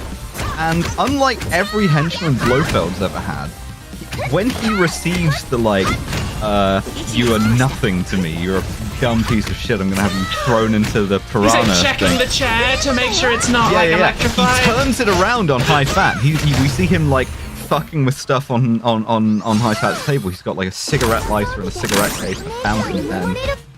And he is they're all gold plated. And as High Fat is giving him the I have no more need of your services speech, he's just assembling one of those to another until he has the golden gun, the golden pistol, and he just just shoots High Fat dead with it. I gotta be honest with you, man. I feel like having a golden pen, a golden cigarette case, a golden lighter, and a golden cufflink on you is not any less conspicuous than just having a gun. Yeah, plus you've got to have There's the a lot bullets going on somewhere. there. Yeah. It's like a 5-minute procedure to make this gun. But they do show nobody you knows it, what he and looks it's like sick. at least. I don't know. They show you him assembling the gun, and it ticks the exact point in my brain that, as a child, used to play with Transformers Oh, that's toys. cool. I was yeah, Megazord. It's like let's go. the obvious toy for this movie, right, is the golden gun. And the toy that they made is like a plastic Walther P38 cap gun spray painted yellow. So if you want to yeah, I know, right? Well, the original golden gun, the actual prop, has been stolen. No one knows where it is. Yeah, worth 80,000 quid and it disappeared from the studios. Yeah. Stolen from the warehouse. So But Scaramanga also takes the Solix. he takes the Solix, and as High Fat's goons storm in, they see their boss dead, and he's like, "Yeah, I'm the boss now. I'm pretty sure this is how it works. Your boss has just resigned." He's familiar with the Spectre strategy of just killing the guy out of you. Yeah. Dead man. And so he points to a mausoleum that High Fat had previously bragged about, and he's like, he was always fond of that. Put him in it. It's like, fuck, Christopher Lee's such a good actor. He's so good. So fucking good, Christopher Lee. You get some more bullshit. We have Bond dining with Goodnight, which is a scene whose only memorable thing is that, first of all, that Mary Goodnight is No Thought's head empty. Second of all, that wouldn't it be funny if there were an Asian champagne called Foo Yuck? They get a lot out of that joke. Yeah. Well, it's quite fun that Bond hits on Goodnight, and he's like, well, we don't really have anything to do tonight. And she shoots him down. She's like, I'm not. I think really she care about she me at all. doesn't want to be one of his passing fancies. However, remember what I said? He also uses a slur. He uses the O slur, which is one of those weird ones that is completely unacceptable. And he uses a word beginning with O to describe I'm not even going to get you to tell. Oh, okay, fine, okay. It's because it's completely unacceptable to say that in America, but in the UK it's written on like supermarket aisles. Yeah. So like it's one of those weird ones. Yeah. But yeah. Anyway, So he like, just drops that. remember what I said about this movie training an entire generation of men that when a woman says no, she means maybe, or like yes but later. Well, she says no, and then she shows up at his hotel room like, yeah, I changed my mind, I want to fuck now. At this exact moment in the movie, I took 2 paracetamol tablets. Although I was on a train platform in the middle of the night, so the only liquid I had was Coca-Cola from a vending machine. Just to get a summary of where I was emotionally.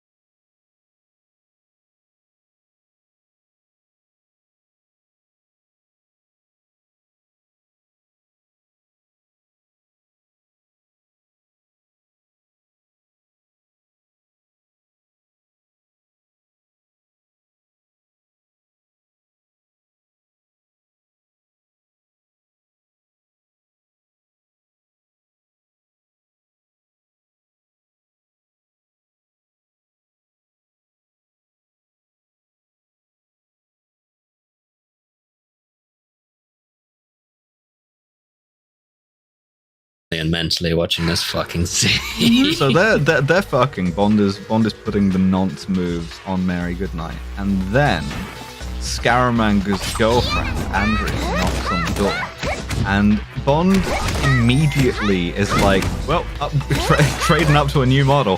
He throws a bunch of blankets and pillows over Goodnight, and then locks her in a closet to like presumably. It's established the period of time that she's in there is 2 hours. So to spend 2 hours listening to me fuck this woman, who is not you. But Miss Sanders appears. My notes say amazing dress, clocky jawline. She does have an incredible jawline. But she reveals at this point that she is the one who sent the golden bullet. She wants Bond to kill Scaramanga. So she says to James Bond, like, I am sort of involved with the world's most dangerous assassin. I don't love him. He doesn't love me. He just fucks me so he can get the personal clarity to kill people. She says, I want to leave him, but obviously I can't just leave him because he's a murderer. So I need you to kill him. You're the only one who can do this. And she says, I will have sex with you if you do this. Yeah. And I feel like the nice thing to say would have been, you don't have to do that. You are clearly in a dangerous situation. But Bond is just like, yeah, all right. Oh, no. Bond's like, yeah, okay. If you Bond was here. Yeah, he would have said no. Until she says that, Bond is just like displaying absolute contempt. He's just like, why don't you just leave him? And like her previously stated objection is, he will murder me instantly. It's also not even good spy shit because Bond says, okay, if you have sex with me and also bring me the Solex, then I will help you. He doesn't say, okay, we will take you into protective custody in exchange, tell us where Scaramanga is and we will go and arrest him now. Like, would have been the sensible thing to do. But instead he's like, no, go back into the danger, go back into the lion's den after you suck this dick. Well, that at least is like, realistic. Yeah, that's true. He's like, no, listen, you are a woman. your life is meaningless to me apart from making this dick come. Yeah. Do that, and then go straight back into the danger zone and get me what I want. That's right. And then maybe we'll see what happens next. He doesn't even confirm that they would even help her past That's that right. point. Yeah. So which she tries to do. She does. They arrange a meeting at a sort of a Mai Tai fight. We see. But first, Oh yeah, no, first. First, we get a genuinely incredible scene, which I think is one of the saving bits of the film, which is that Miss Anders goes back to Scaramanga's junk, which is the name of the boat, and she takes the Solex. She takes the Solex out of the safe. There's only 4 lines in the whole scene where Scaramanga is like half asleep in bed, but his acting in this is so good. Like, he does the scene literally with his eyes closed, but it's even little things like he's sleeping in the middle of the bed. He doesn't leave room for his girlfriend to get in. He sleeps in the middle. Like, he does not give a shit about her. The way that he so coldly says, "What are you doing? Where have you been?" Like, he's so good. She opens the safe and he asks her what she's doing, and she says, "I'm putting my jewelry." And we see that she has jewelry in there too, so it's not like a ridiculous lie. And he seems to satisfy her that he is not suspicious, but also we know that he is, which is why it's so deftly acted. Yeah, with 4 lines, it's a masterclass. You genuinely get an amount of whiplash going from scenes where the main character in the scene is Roger Moore James Bond to going to where the main character is fucking Christopher Lee. Scaramanga. Christopher Lee Scaramanga. And it's beautiful. Oh, he's so good. Yeah. They use it's not just about having an interesting villain with a gimmick, like he cries blood or he's got a scar or whatever. It's they use the villain in an interesting way and they show us a little bit of his life and they kind of let us in and show us why he is to be feared, and it's so good. He's almost the teacher agonist. Yeah. In that he's the first villain in one of these movies that genuinely doesn't actually want to kill James Bond from the offset. No. But Bond is he's eventually drawn just towards forced him. into it. So they he's just vibing. Yeah. So Andrea agrees to meet Bond at a kickboxing fight. Right? He sits down next to her and she's very still, right? And he is like, "Oh, did you bring the Solex agitator?" She's still completely still. And he looks over and he sees that she has been shot dead, wearing white, which is totally untarnished. There is one small bullet hole. She is perfectly upright. She doesn't even really look shocked. She's just dead in her sleep. Straight to the heart. And Scaramanga sits down next to Bond. Knick-Knack is behind him. He's got a little derringer on. And this is the first time that Bond has ever actually met Scaramanga, so he doesn't know that it's him when he sits down next to him. And he does the line. Scaramanga does his own line back to Bond because he says, "My name is Scaramanga. Francisco Scaramanga." He does the Bond James Bond thing. Yeah. And Bond shits his fucking pants. It is incredibly well done. And we see, we get let into a bit more of Scaramanga here because Bond is like looking for the Solex agitator, which is gone, right? And Scaramanga is like, I wouldn't bother. I looked first, and it was also missing. And he says, of having killed Andrea, that he is grateful to her for having been responsible for him meeting James Bond, and that it's an honor, and that it was a difficult shot but most gratifying. He's a guns guy, and he says this. Bond just says some bullshit throwaway line I suppose we all have to get our jollies somewhere, and he just says, yes, mine are guns, and they always have been. And yeah, it gives him his origin story. Yeah, his origin story is silly, and yet Christopher Lee carries it off. And the origin story is he grew up in, as we know, the circus, and his only friend was an African bull elephant, who, having been mistreated, goes berserk, and the ringmaster, I guess, kills this elephant in front of him. He shoots this elephant in front of Scaramanga, and so Scaramanga just shoots him dead.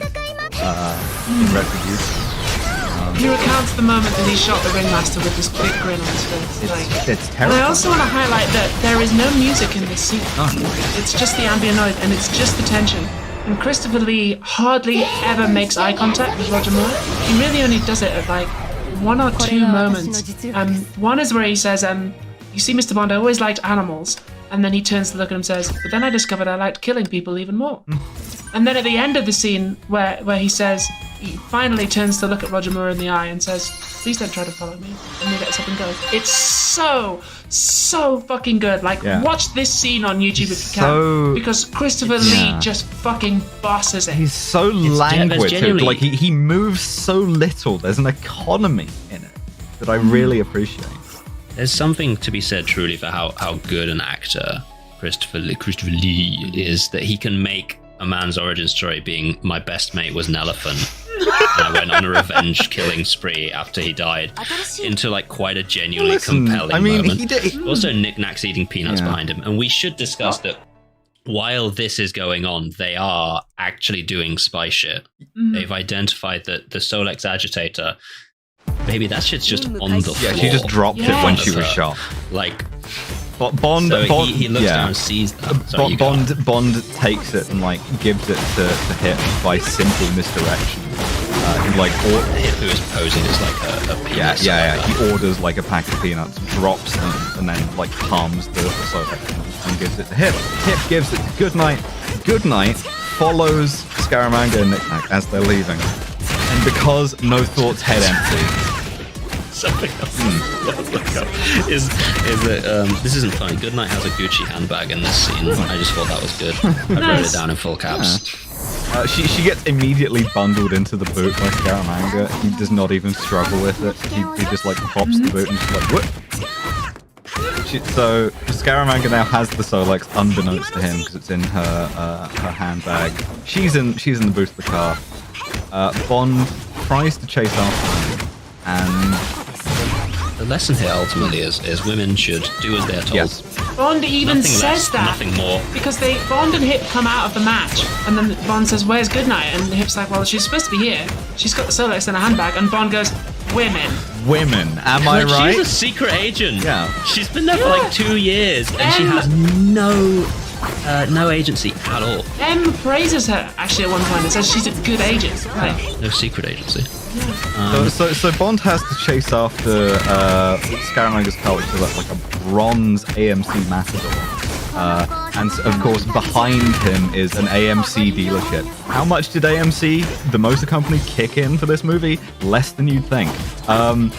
Where there is a red AMC Gremlin.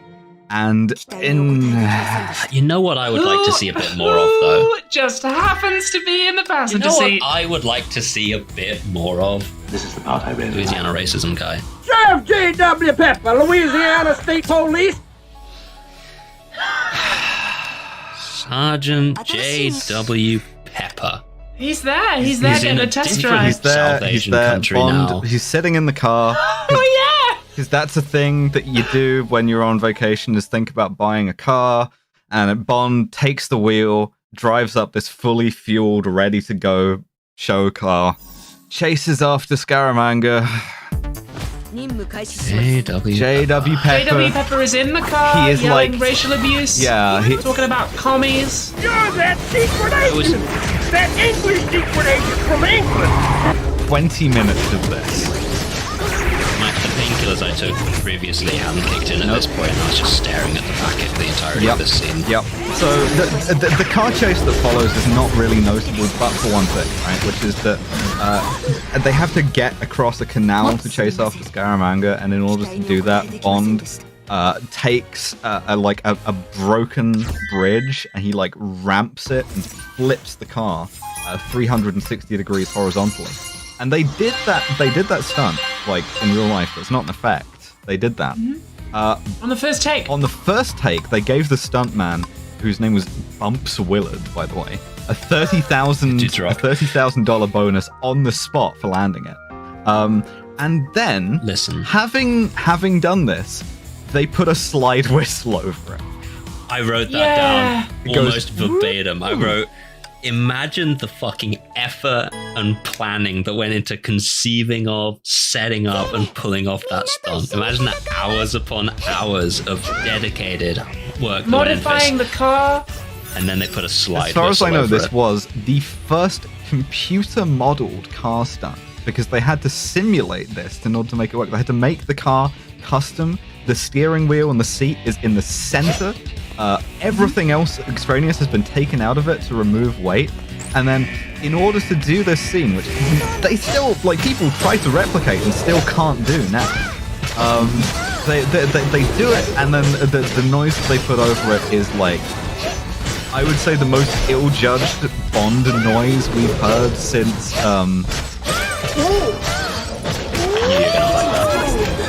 Well, I didn't have the slide whistle, so I went to the next best thing. Genuinely is just a slide whistle. Yeah, it's a slide whistle. Like, it took me out of this moment so hard.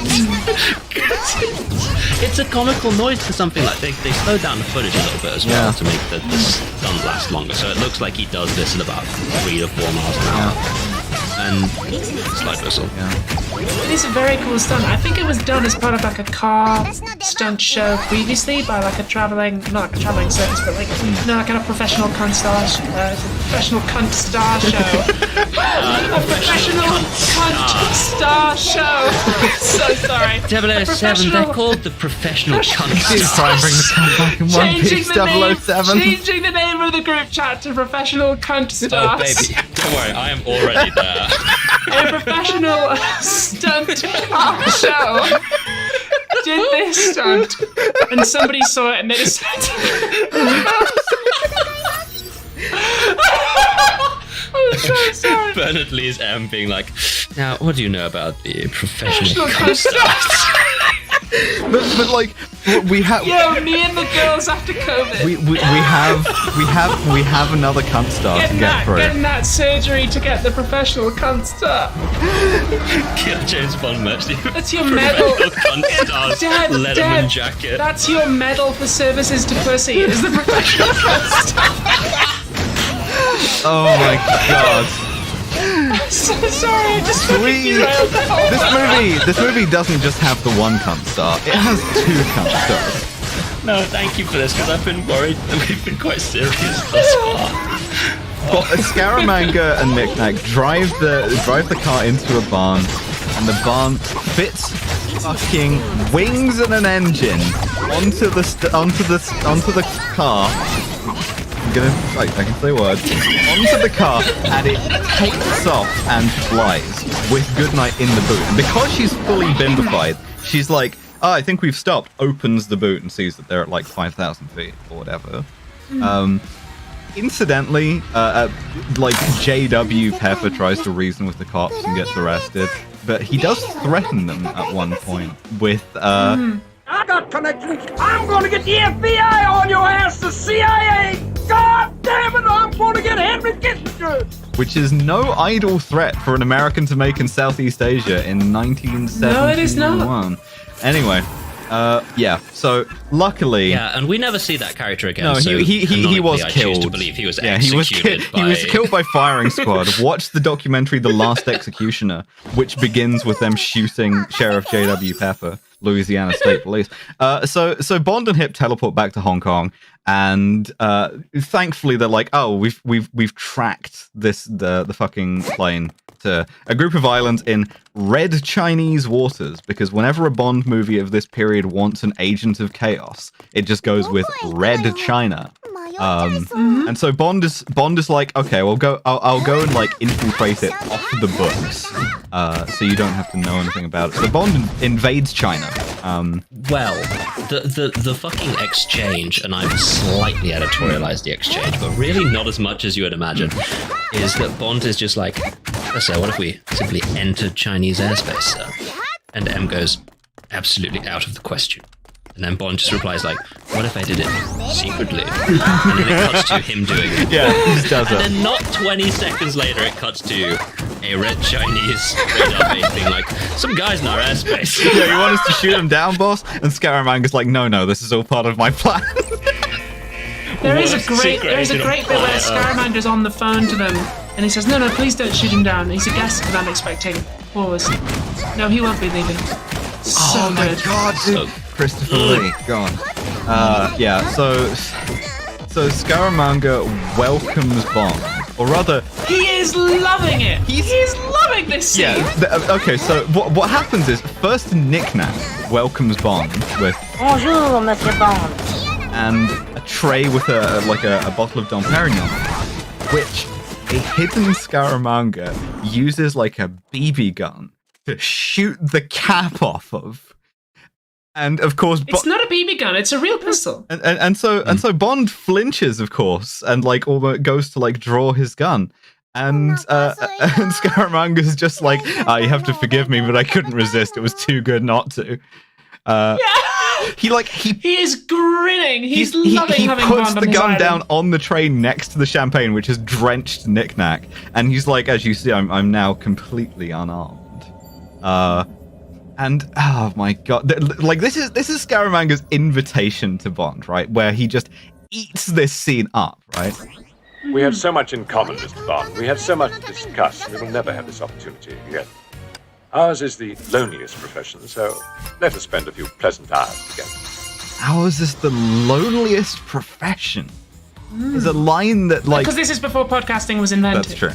That with that delivery goes much harder than this movie has any right to let it go. But so Bond is like, fine, whatever. I don't give a shit. And Scaramanga gives him the tour. He gives him the tour of his like his island lair, which is delightful, actually. It truly looks lovely. We get another classic. Here is the exploder key, Mr. Bond section. Yeah, he shows him the Solex. Scaramanga's just like, yo, here's our solar power plant. If this shit gets above, here's the one absolute guy zero. that we have taking care of it. His name's Kra. He's wearing like a boiler suit. Yeah, he looks cool. He's just built. He has an afro and a yeah, mustache. it's that one like, guy. He runs the solar power station by himself. And now he explains his plan to Bond. And Bond, of course, because as we previously mentioned, Roger Moore's Bond knows everything and is insufferable about it. So Bond is just like pointing out, minus 275 degrees or whatever. And Scaramanga is just like, yeah, I don't know. I don't give a shit. Which is not a I just work here. And so, but like the thing that I have in my notes for Scaramanga's plot is not even illegal. Scaramanga's plot is he is going to auction the ability to use solar power to the highest bidder. And whoever can use it will like be able to build power stations with it, will be able to franchise it to other countries. And I'm just like, that's not illegal. It's literally not an illegal plot. Yeah, that's a nice It's retirement illegal. plan. It's just like free enterprise. If anything, it's going to help the world actually a little bit. I mean, it's not as good as giving it away for free, but it's not like he's going to destroy it. There is one kind of revealing line though. The oil sheiks will pay you just to keep solar energy off the market. The thought had occurred to me. 1973. So yeah. He's also built a laser gun. Just for fun. He's built a laser gun. At this moment, before we flag the laser gun, at this moment, it was 4:30 a.m. An hour and a half into this fucking movie. I was cold, I was tired, my painkillers had not helped my headache. I'd gotten onto the train to get back to my fucking hometown of Barnstable. The ticket inspector asked if I had a rail card. I looked in my wallet, I realised I didn't have it, and I must have looked up at him with the most defeated expression a human being has ever had, because he literally just went, don't worry about it, like, before I'd even said a word. Nice. Which, first of all, hell yeah to that guy, dude. Rock, thank you, my man. I do have a rail card, I just forgot it. But also, that's where I was. And we have the classic third act laser satellite genre twist. Yeah. He has built like a gun that goes off of the Solex, which he's really enjoying himself. Like the line that he uses when he aims this gun is, "This is the part I really like." He uses it to blow up Bond's plane. My understanding is this doesn't come up again. No, never comes up. Not important. He's just there like, also you get this if you bid on the Solex. The thing is, like, it's like a fucking free It's a DLC. subscription. The thing is, right, we've seen Scaramanga in like work mode before in this movie, most notably at the Muay Thai arena, right, where he's been like very sort of languid. Here, he switches and he's absolutely jovial. Like, but Bond is like, oh, I suppose you can give it a tour or whatever, and he's like, Splendid! he's having a great time. He's loving it. Oh, he enjoys himself so much. He's just showing him the rumpus room and stuff. They have lunch. Knick-Knack is a cordon bleu chef. There's a really nice touch, which is that all of the tableware, the glasses, the cutlery, and everything, it's all made of silver. The only gold thing is the golden gun. Yeah, it's a nice little touch. And Goodnight is also saying shit with the cadence that one might say like a secret code phrase, but it just isn't registering. I thought that it Bond would be or a secret anyone. code phrase. It's just not. She's just. No, she's just saying shit. I wish I'd written one down. Hang on, let me find. I wish I could stay here forever. Yeah. And while she's doing that, Scaramanga is just effortlessly owning Bond, right? He says, like, we understand each other because you and I are the best, right? You live well, Scaramanga. At $1 million a contract, I can afford to, Mr. Bond. You work for peanuts. A hearty well done for my Majesty the Queen and a pittance of a pension. That we are set. Fucking get us out. Yeah, Goodnight looks at him. I've now just reopened the movie together. So Goodnight looks at him and says, it just goes, the fried mushroom looks terribly interesting. There is nothing And Bond is hidden just like, under the fried yes. mushroom. She just. Not quite clear what that No.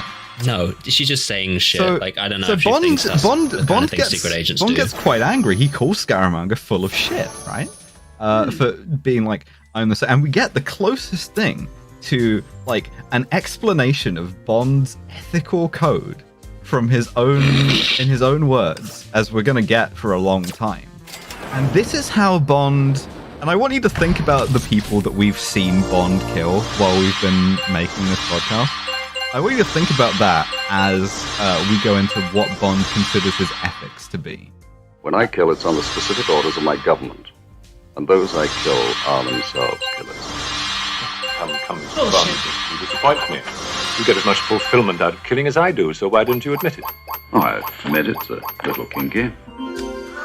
Okay, I may have skipped those two together. Well done. You cut that in. Yeah. That was But really he just fucking good, though. does Nuremberg shit. He's just like, when I do it, I'm ordered to by the government. And it's like, oh, fucking Priti Patel ordered you to shoot people, did she? I'm following well orders. done. You're a fucking Well, she might. ethical hero of the year. I only kill bad people, which is not true. I only kill people when I'm told to. Also not true. We've seen Bond kill people for fun. And specifically when he's told not to. Also, several times we have seen Bond be like told no and just do it anyway. Now, I do also have to say that "Come, Mr. Bond, you enjoy killing as much as I do" is an iconic Bond villain line. Oh yeah, very good. Yeah, but like, yeah. So Scaramanga calls him on his bullshit, and he tells him that what he wants to do is have a duel to the death in his like cartoon funhouse.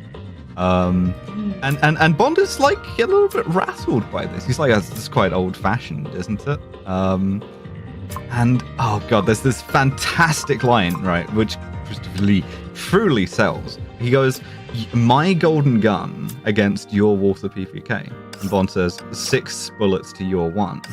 I only need 1. So good. Chills. Yeah. Yeah.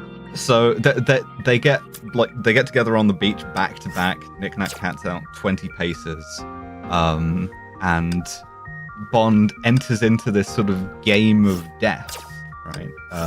In sort of like fun house with mirrors and like Yeah. all Because this. when Bond turns and fires, Scaramanga is gone. Yeah. And credit to Roger Moore, Bond shits his fucking pants. Yeah, like he he's- looks scared. This is the when this most happens. peril we've seen Bond in a while, and we see him waste bullet after bullet after bullet on nothing. And then drop his gun. And then he drops his gun. I think at one point, like Knick-Knack comes on over the intercom. There's like only 3 bullets left, Mr. Bond. Yeah. Of course, we know how it has to end. And they also cut this sequence short in order to like include the rest of this shit. But yeah, no, Bond outwits Scaramanga. If you're quick, you kind of notice it before it happens. You're like, wait a second, that Bond mannequin still has all of its fingers. We saw those get shot off in the first sequence. Bond has like changed into the mannequin's clothes and like adopted its fuck Bond shooting stance perfectly. And he kills Scaramanga, who says nothing. He just looks shocked. And I'm glad he says nothing. Yeah. I'm glad he doesn't say If he said anything, it really would have been practical. Yeah. But Bond then manages to destroy it himself because he rescues Goodnight, and she says, "What happened?" And Bond says he landed on his coup de grace. What the fuck does that even mean? Sounds a bit like I wanted Scaramanga to kill Bond. It would have been worth the killing. Kill James Bond. Or at least wound him in such a way that like comes back in later films that like he's like now got a fucked shoulder because like Scaramanga shot him. He is untouched. But like he's still got the golden bullet in him. Yeah. Anyway, all the while, during this sequence, it's intercut with Goodnight doing maybe the one spy thing she actually ever does, which is be a woman who exists. Yep. So the other guy, what's his name? Kra. His name is Kra. Kra notices her because she's wearing a bikini and just like walks over and follows her like a fucking puppy. Yeah. And she just kicks him into this big fucking liquid helium container, which is said to be at absolute zero, which I have some notable. Yeah, she flips the big destroy base switch by kicking a guy. So if he falls into it and it like pans up to a sign that says absolute zero must be maintained to avoid instant criticality, and it's like, okay, well that's whatever. So Bond and Goodnight search for the Solex. Bond gets down into the Solex hole. It's in a hole next to a big beam that would go in when the sunlight. He has turned this off so he can get in. He's like trying to hit it with his shoe, trying to hit it with his gun because he's too dumb to know how to unscrew anything. And again, no thoughts, head empty. Goodnight hits the big laser beam turn on button with her ass, and yeah, she's in the perfect like that drawing of I'm using the word as it was used bimbo, like staring at a book on the ground pose. Yeah, where her ass is just perfectly out to the side and she just knocks a big switch that says destroy base. Oh my god, she does look like the bimbo looking at a book on the ground. She is doing that perfect. And so she almost kills Bond. Bond shouts at her some more until she like presses every button and he gets the Solex 3 in time. The base blows up and they escape. They fucked up making this and they nearly killed both Roger Moore and Britt Ekman doing this. Scaramanga's revenge. Yeah, Roger Moore said that like when they're running, he's got his like arm around her back, right? And an explosion goes off behind him and burned all of the hair off of his arm. So they're kind of fine there, guys. And then of course we have another standby, right? Which is, hey, we can just leave this whole henchman loose end and just go about our business, right? We can just be fucking on some sort of mode of transport home, and we're not gonna like expect any kind of retribution.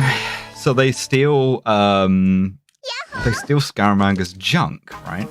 And as Bond and Goodnight are fucking, Knick-Knack appears and tries to kill Bond.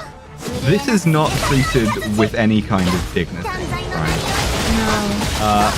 He like throws champagne bottles at Bond until Bond locks him in a suitcase. And we are for a second meant to believe that Bond just fucking throws him overboard. Instead, Bond like hoists him up into the rigging of this junk.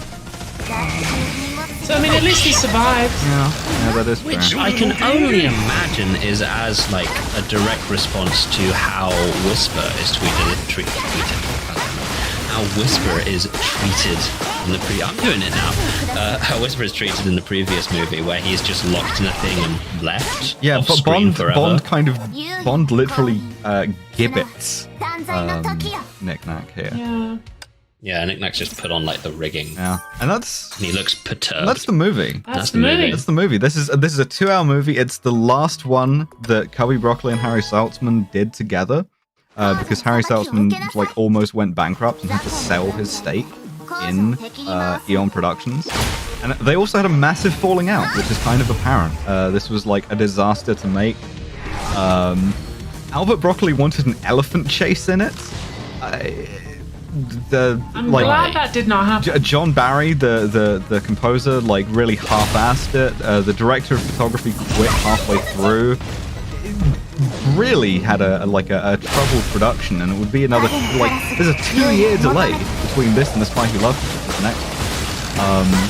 And yeah, no, the reception that this got was so lukewarm that for a while it was seriously considered like, maybe we should not make any more Bond movies.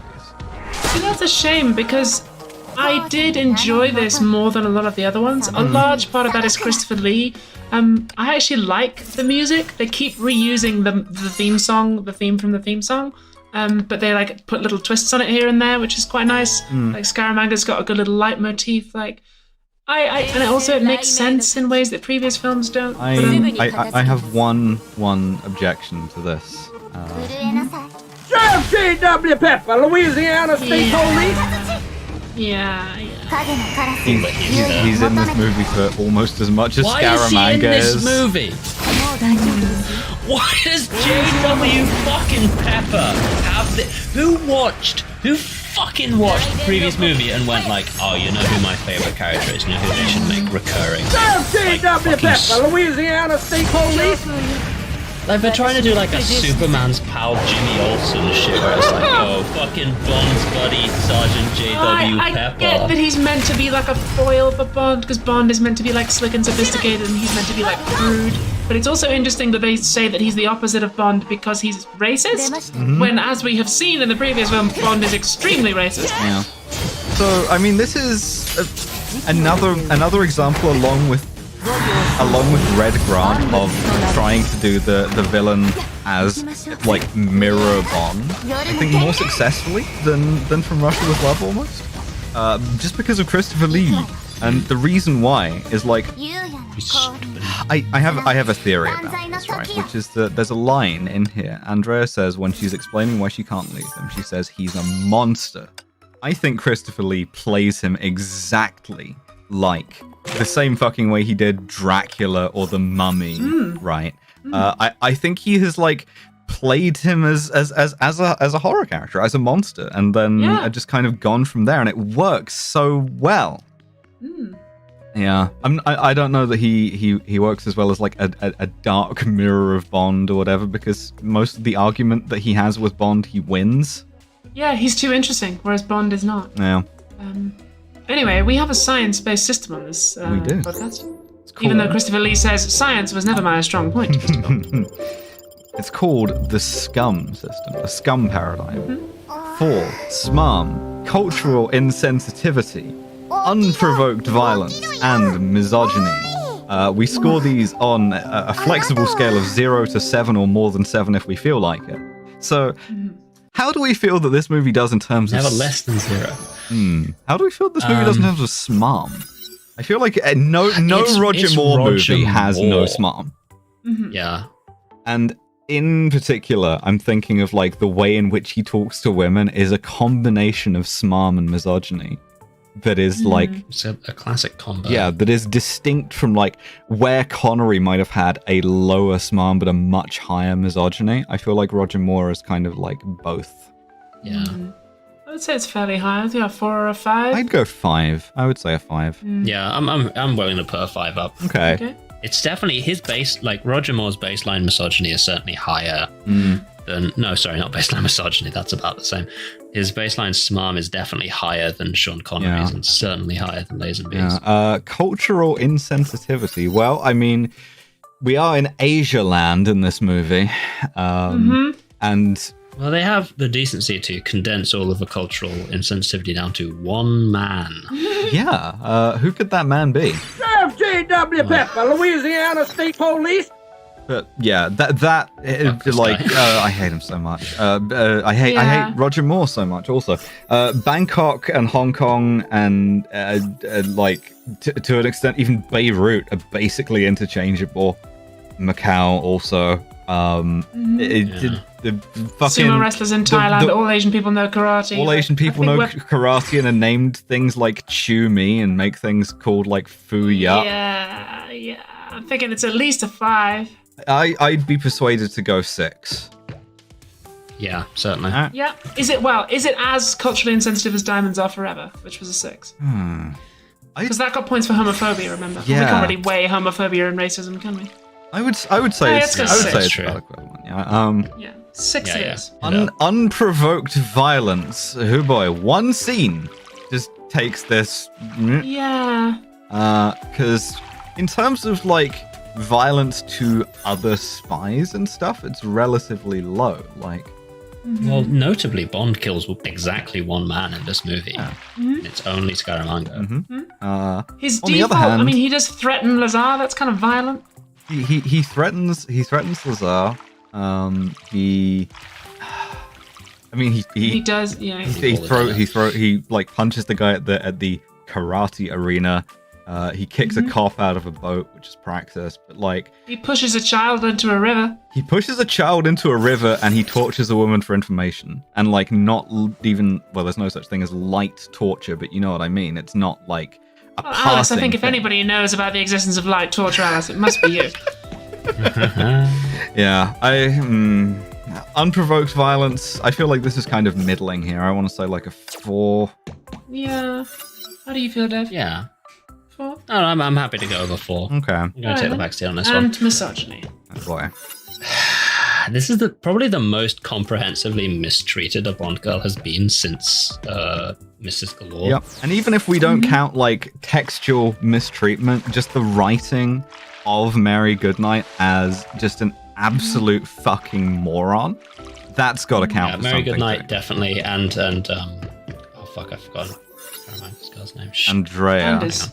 Andrea Anders. Yeah, no, I would give it easily at least a 6 for just how they handled Andrea. I'd go 7, honestly.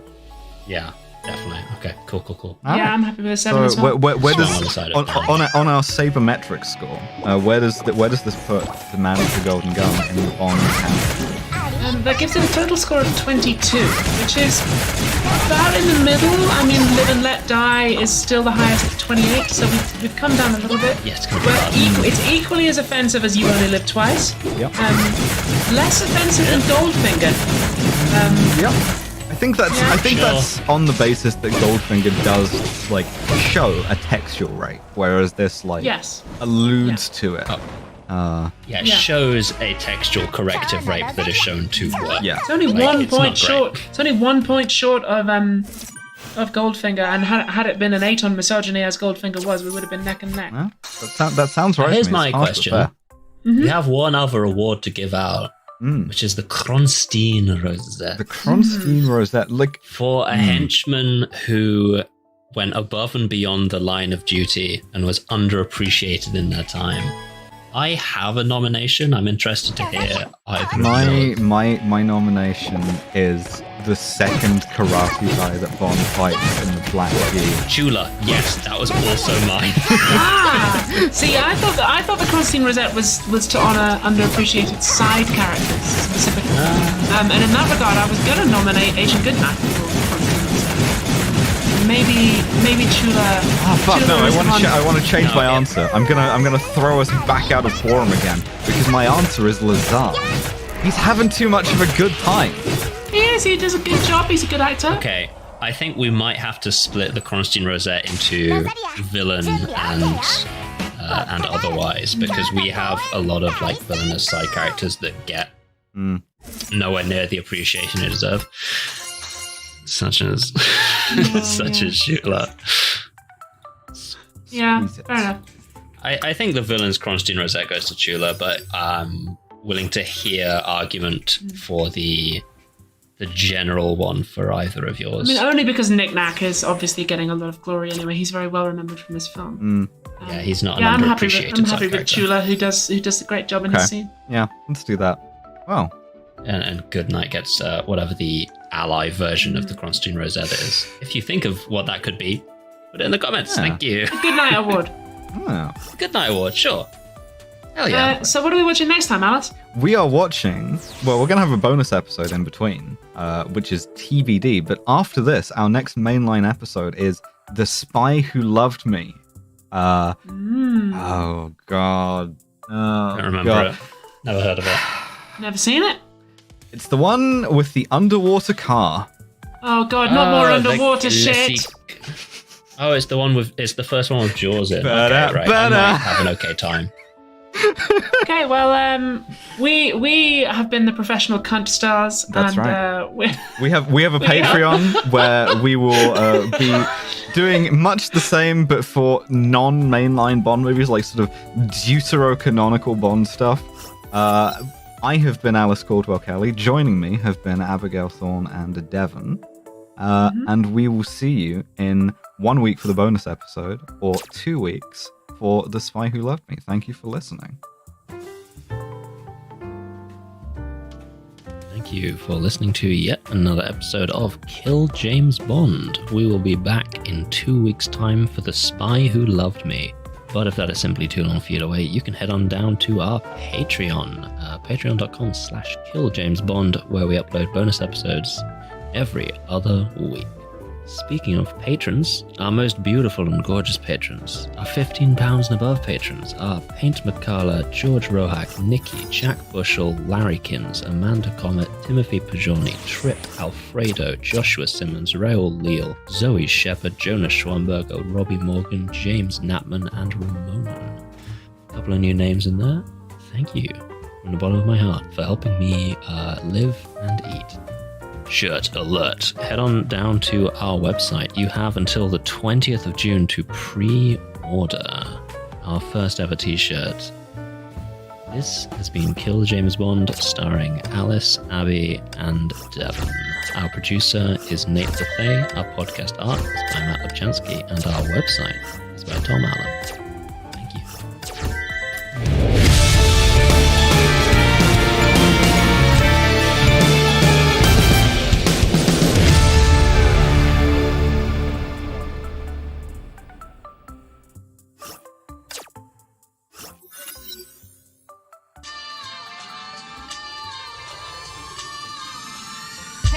Dumb, stupid fucking piece of shit. If you're a fucking weeaboo, then boy, do I have the sticker for you. Patreon.com/Asterios. This month's sticker of the month is Rand Paul's Anime Punchers, made by Mimi Yori. It's Rand Paul punching Nagatoro-san in her dumb, stupid cunt face. I hate that bitch. I want to throw her in a ditch. But if you love it, you can get the sticker. Just $15 gets you a unique sticker every single fucking month. They're all good. They're all great. You can put them anywhere. You can put them on your wall. You can put them on your school books. I gave one to my friend and she put it underneath her desk because she didn't want to look at my face. Patreon.com/Asterios.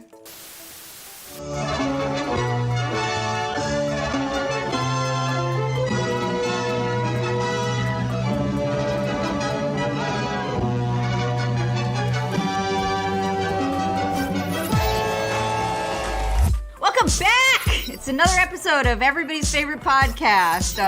Sarancha tries to red pill her family and fails. Welcome back to the loudest podcast on the internet. My name's Sarancha, and I'm here to say that I'm sorry that this episode is probably late. It's not late. It'll be out right on time. We were having internet connection problems last night because my mom was sitting on her ass watching our 1000th episode of Extreme Cheapskates. I'm visiting my parents. Now, these are the guys where they're like, I found a bunch of coupons and it made me buy a house, right? Isn't all of their couponing bullshit? No one can coupon their way into like a trip to Florida. Yeah, no, the one I was watching last night, these are like, it's not just couponing, it's Extreme Cheapskates. It was the saddest episode of it I've ever seen because the guy was like talking about his divorce. He's like, I'm addicted to saving money and my ex-wife just couldn't handle it. I'm addicted to saving money. Okay, tell me a little bit more about this if there's more to tell. Oh yeah, so they go to this restaurant where she's sitting there. She's like, you have to get an appraisal for the house because I'm not just gonna sit here and say that, the house is worth $250,000 because you said it is. And he's like, I don't want to spend the money. And then he gets up, walks across the restaurant, and starts taking food off of somebody's plate when they're in the bathroom. And And the ex-wife is like, what the fuck are you doing, Josh? He sits down. And he's like, it's like half a sandwich there. It's fine. He's not even waiting for them to leave the restaurant. They didn't even leave.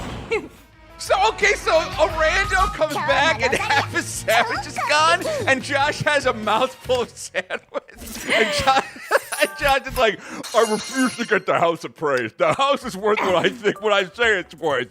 You'll get half of the $5 the house is worth. The guy lives with plastic wrap all over his floors and everything in his house because he wants to keep the house in pristine condition, and he also doesn't want to waste the money, total waste of money in Florida, cooling your entire house. So what he does is he sleeps in a closet with a bunch of fans, literally in the closet with a bunch of fans, so that way he doesn't have to turn on the HVAC system. Okay, so this isn't extreme cheapskates. This is extreme assholes, right? Like, that's really what the show is? Like, this guy's a real son of a bitch. This guy sucks. Extreme average man in Florida. I fucking suppose so. Yeah, I mean, but look, how the hell do you marry a guy who's keeping his house in mint condition like it's a fucking WWE wrestling doll? How are there not giant red flags everywhere? I imagine that this is some kind of traumatic response to something happening, because the lady was like, they were interviewing the ex-wife too, because they're in the process of getting a divorce, and she was like crying. She's like, yeah, one of the reasons why I fell in love with Josh is because he was very good with money, and then it got worse and worse. It's like, oh my God, this is so sad. Yeah, look, it's definitely a traumatic response to something. But at the same time, like, don't make your trauma my fucking problem. I want to be able to sit on the couch. The only people that are allowed to wrap up their couches are 90-year-old moms. That's it. Those are the only ones. My mom had the thing where we had a carpet, but then we had a big plastic barrier, and we were only allowed to walk on the barrier. Why was she trying to keep the carpet in mint condition? In case she ever threw one of those parties I never saw her throw in the 38 years I've known her. Yeah, my mom does that shit too. She has this big section of plastic right in front of the front door, and she also claims it's for a party. I'm like, Mom, I have never once heard of or seen a friend that Who are you inviting this party? Me? I don't care if your front door is clean. Please take the plastic off. One time, my mom unsealed the carpet, which was Christmas. One time, and I was like, oh my God, this carpet is untouched. This carpet is like mint condition 1982. This carpet watched Alf. This carpet solved the Rubik's Cube. This carpet cried when the Challenger exploded. I love this carpet. Vintage. As a little treat, you can have a little bit of floor. Exactly. Yeah. So I'm visiting my parents like a fucking abused housewife. I know it's gonna be terrible. I keep coming back for more though. I don't know why I do it. I love it. When you visit your parents, do you have that thing where it's like at first they're super keen and excited to see you, and then the honeymoon period wears off and they're like, what are you gonna do, just sit on the floor all day? No, my parents don't wait to start criticizing me. They start criticizing me immediately. The moment I walk in the house, have you washed your hands?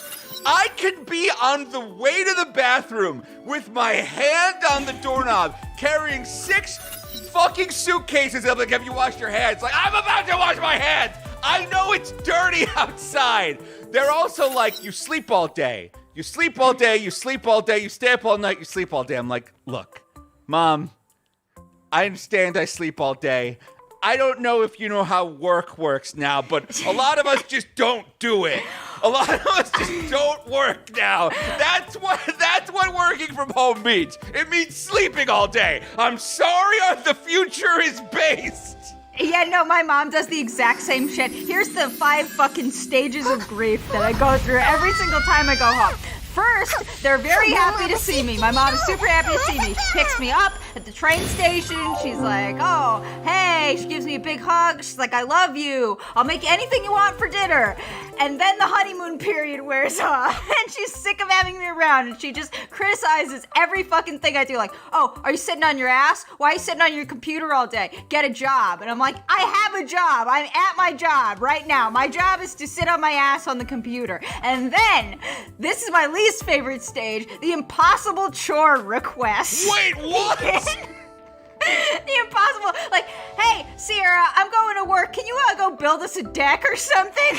I've started to get in front of the impossible chores. I texted my mom a week before I showed up, and I said, if there's anything you need to be brought up or downstairs, put it aside now. I don't want to hear that you were going up and downstairs when you knew I would be there. But then one time I'm on the fucking phone, and I'm clearly presenting a PowerPoint deck. It could not be clearer that I'm like, as you can see, revenues are up, costs are down. And she walks in and she's like, I need help installing this air conditioner. And I'm like, Mom, so I go, give me one sec, guys. I go on mute. I'm like, Mom, I'm on the phone right now. Could you just give me like 1 minute? And then she goes, no, then I'm just gonna install the air conditioner myself. And my like 80-year-old mom starts trying to lift a giant air conditioner. I'm like, Mom, this can't wait literally 10 minutes. Like, you have to condition the air right now. And I go, Dad, help me with Mom. And Dad goes, she's not gonna listen. Like, Dad is just like totally resigned. He's already like starting the minivan to get her to the hospital. He's just like, yeah, this is how it's gonna be. Yeah, my mom does that too. That was a big feature of when I was a kid, is I'd wake up and everything would just smell like ozone, and my mom would burst my room and be like, we're cleaning the carpets now! Get up! I know, everything is so urgent. There's always by the way, I was also just home for 2 weeks. I got back to Brooklyn a little bit ahead of Sierra. Yeah, but it's like World War III for the fridge. It's like, we have to get in there and clean out this grout. And it's like, it's 5 a.m. on a Saturday. Why are we doing this? Yeah, I realize there's been freezer-burned shrimp in the freezer for 2 years, but now is the day that you will get off your ass and clean out the freezer. So after the impossible chore request starts coming, that's the phase we're in right now, by the way. You know what my chore is today? I have to paint this entire fucking office. She asked me to paint the entire office today. After that, then comes the guilt trip, which my mom's version of that is she'll come home, and because my mom works at a hospital, and I'll be like, hey Mom, how was work? Same thing every day. She's like, oh, it was terrible. There were so many patients, blah, blah, blah, blah, blah. Oh, I'm so tired. Oh, and you didn't do the dishes. You just wish the fucking guilt trip. And then shortly after the guilt trip, I will leave, and then she'll be like, why don't you stay longer? Yes, I know exactly what you're fucking talking about there. See, for me, it's worse because they'll guilt me about not doing the dishes, but then they'll be like, you put the dishes in the wrong place. Like, 5 days later, I'll be getting texts of photos of bowls that were on the middle shelf, but they should have been on the lower shelf, unless, of course, they were bowls for the grandkids, which go on the top shelf, so they can't get them. So what I did when I had to do the dishes was I cleaned the dishes, I took all the dishes out of the dishwasher, and I put them all on the stove. And I said, I don't know where these go. You guys put them away. And you know what they said? Thank you very much. Actually, this is perfect. You did this 100% perfectly.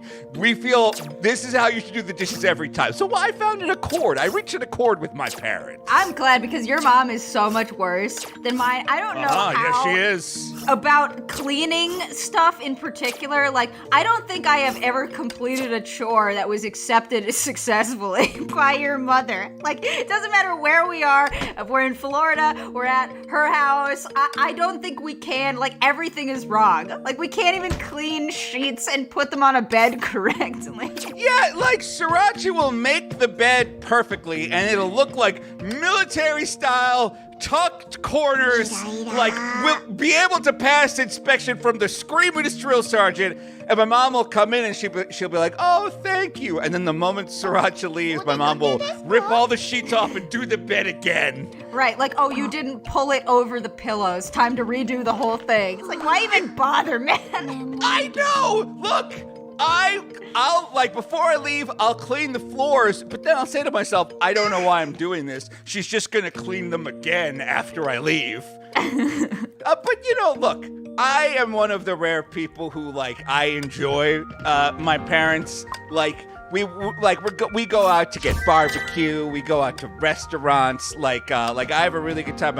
My parents, though, they don't believe that I have a food addiction.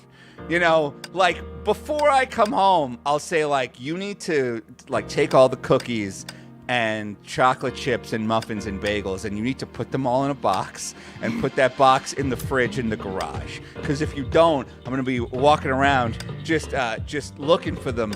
And my mom is like, yeah, you'll be fine. So she turns around for 1 minute, and I find a container of icing and some ice cream cones and some sprinkles, and I immediately take a bunch of icing, put it in an ice cream cone, cover it in sprinkles, and start eating this icing cone as fast as I can. And then my mom comes back and she goes, what are you doing? I go, I'm eating an icing cone. She goes, throw that away. I go, I know, I will. Like, she doesn't understand even the elements of food, like chocolate chips. I ate 3 bags of chocolate chips on this trip. I ate 3 bags of them, and my mom was like, where are the chocolate chips? I go, I ate all of them. She goes, you're even eating the chocolate chips? I'm like, I'm eating the chocolate chips, Mom. I got an idea. Here, why don't we do, you remember that show Wife Swap? Let's do Mom Swap, because my mom is the exact opposite. My mom has transcended the need to eat, so there's never food in this fucking house. I don't know how she does it, man. I don't know how she fucking does it. I have never seen my mom have a full meal. Like, last night, I come downstairs and I'm looking, I'm scavenging for fucking food to make a meal, and there's no food in this fucking house. It's just the fridge is full of fucking beer and condiments. So I ask her, I'm like, hey, what do you want to have for dinner? And she's like, dinner? Didn't we just eat? I was like, what are you talking about? She's like, oh, I had an apple 2 hours ago. You're not absolutely stuffed from that fucking clementine that you had for lunch? Like, no, Mom, I need a meal. My mom is constantly baking things. And the thing is, my mom is on Weight Watchers, so she'll bake stuff and then just put it away. She won't even enjoy it. She makes these scones, and she's like measured out all the ingredients for them, and she's like, each of these scones is 3 points. And I'm like, Mom, please, when I come home, can you try not to make like cookies or candies or cakes or whatever?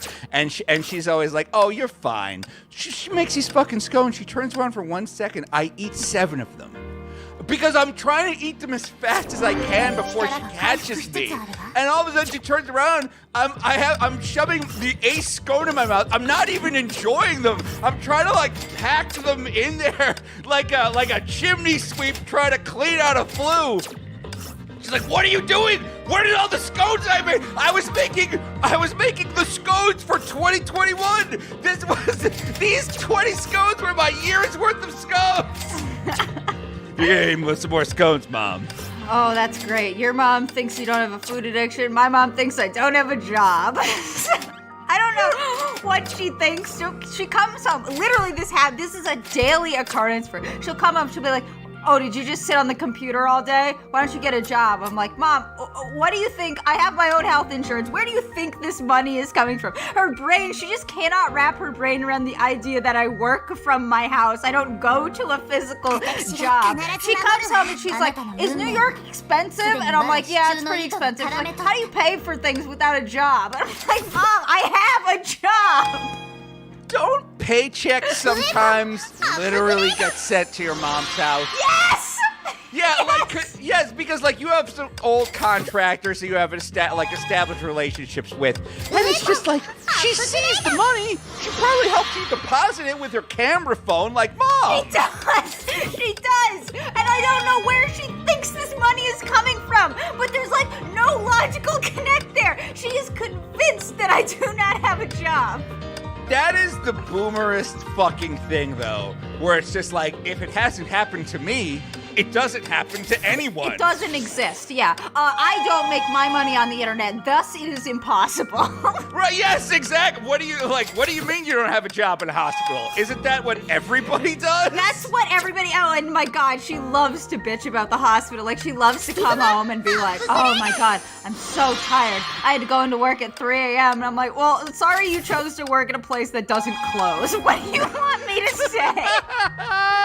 Oh my God. And my mom isn't even the worst. My dad is the worst, because my dad is the total opposite. My dad is just a world anarchist. Like, he obeys no fucking authority. His brain completely fucking rotted out of his skull by Tucker Carlson. And so I'm in the process of trying to deprogram him, but it doesn't work, because boomers believe everything they see on fucking Facebook. I thought it would get better when my dad got banned from Facebook, but it...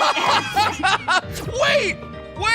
Like daughter, like father? You've both been banned from Facebook so many times. You know how many times my mom's been banned from Facebook? 0 times! My dad doesn't even really understand what Facebook is. I don't know that he's ever seen it. How did your dad get banned from Facebook?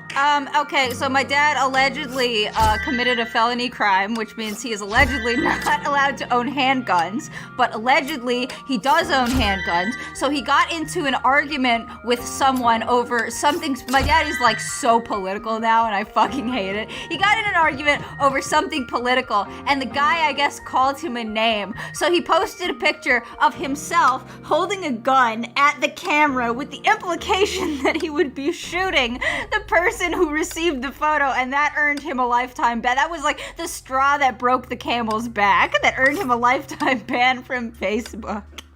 I can just imagine your dad's defense now.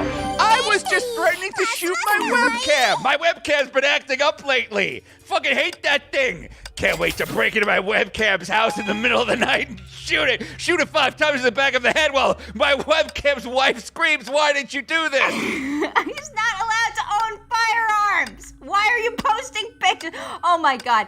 I try, Asterios, every day. My mission, every time I come home and visit my parents, my mission is to try to deprogram my dad and get him to open his fucking eyes and see that the world that he lives in does not line up with the world as Tucker Carlson is telling him it is. Like, his house is not being constantly threatened to be burned down by Antifa thugs, but he just does not realize it. Here's an example. We were sitting in the car the other day, and so you know how they stopped selling a couple Dr. Seuss books because they had lines in them that were probably racially insensitive? Yeah, like 2 years ago this happened. Yes, I remember the Dr. Seuss thing. Well, my dad is still fucking furious. Are you serious? Yeah, so we're sitting in the car, and my dad is like, "Hey, did you hear that the Democrats are trying to cancel Dr. Seuss?" And I was like, "Dad, that's not happening." He's like, "Yeah, they're gonna make Dr. Seuss books illegal." And I said, "Dad, Dr. Seuss books are not illegal. The company chose to stop selling a couple of books because they weren't selling well, and they had lines in them that were not nice to black people." And he's like, "Oh, blah, blah, blah, blah," and he starts going off. And so I ask him, this is the question I ask everybody when they start bitching about the Dr. Seuss thing. I'm like, "Okay, well, which one was your favorite?" Because it's never the books that anybody remembers. So I'm like, "Dad, which Dr. Seuss book that they stopped selling is your favorite?" And he says, "Oh, I like the one about if I owned the zoo." I was like, "Well, what's that about?" Because I think he's just bluffing and he's never actually read it. He's course. Like, "It's about," and he said, I shit you not, this is almost a direct quote, "It's about putting Chinese people in zoos." And I'm like, of course, I've never read it. So I'm like, Dr. Seuss wrote a book about putting Chinese people in zoos? And he says, "Yeah," it says, "if I ran the zoo, I'd put all the Chinese people in the zoo." And I'm like, "And you don't think that's racist at all? Like, this is totally fine." And he's like, "Yeah, I would also put black people in the zoo." I'm like, "God damn it. Can we have one conversation that doesn't end up being fucking content for my podcast?" Whoa, that's heavy, Sriracha. I just want to let you know, as a Chinese person, it's pretty heavy that your dad, that possibly my future father-in-law, is like, I can't wait to put my son-in-law in the zoo to be gawked at. Maybe they'll throw Mushu pork at him. I don't even think it's like an Asian hate crime thing. I think he just thinks it's fucking It funny. kinda sounds like an Asian hate. I'm just gonna let you know, as a Chinese person, I'm not looking forward to be put in a zoo with one of the giant pianos from Big on it and being forced to jump up and down and play chopsticks. I'm not looking forward to that, Sriracha. I'm not looking forward to living in your dad's red-pilled based world zoo. Well, here's another example. We were sitting down, we were eating, we went to a Chinese buffet. Lord bless the world. The pandemic, nature is healing. Like, you go to Chinese, oh, my dad also will not get COVID vaccinated. Yeah, he was holding out for vaccine treats because for a hot second there was like, hey, if you get the vaccine, we'll enter you in a hey, crazy people, you like guns? We're gonna give you a gun. They were giving away guns for shots? Shots for shots? That's bro. Oh my god. Oh, that's the smartest thing I've ever heard. They should just go farther with it. We'll give away Confederate flags, these old banned super racist Dr. Seuss books where we're putting a stereoscope in a zoo. We'll give away the best of Tucker Carlson on 45 DVDs. That's such a great way to get people vaccinated. Yeah, no, so my dad was holding out. He's like, I want to get paid for the shot. But then I think the government realized that, like, fuck it. Enough people aren't clinically insane. They're just going and getting it. So we pretty much got her and we were to stop giving you money. Then my dad transitioned to the vaccine has microchips in it, which is a very interesting concept to me because it implies that he would be fine with getting microchips if the vaccine rewards were high enough. That's what I told Sriracha is I told her, like, tell your dad that they're giving away $200 Visa gift cards to anyone who gets vaccinated, but that the form is really complicated. And be like, I'll fill out the form for you. And I was like, and then I'll just buy your dad a fucking Visa gift card so that my future father-in-law doesn't end up fucking dead in a ditch of COVID-19. But of course, this was before I found out that he wanted to put me in a zoo. We wanted a stereo zoo. I don't like it. We put his stereos in the zoo and we throw Mushu pork again. I don't like it at all. A, I would prefer it to be cashew chicken. B, I still don't like it.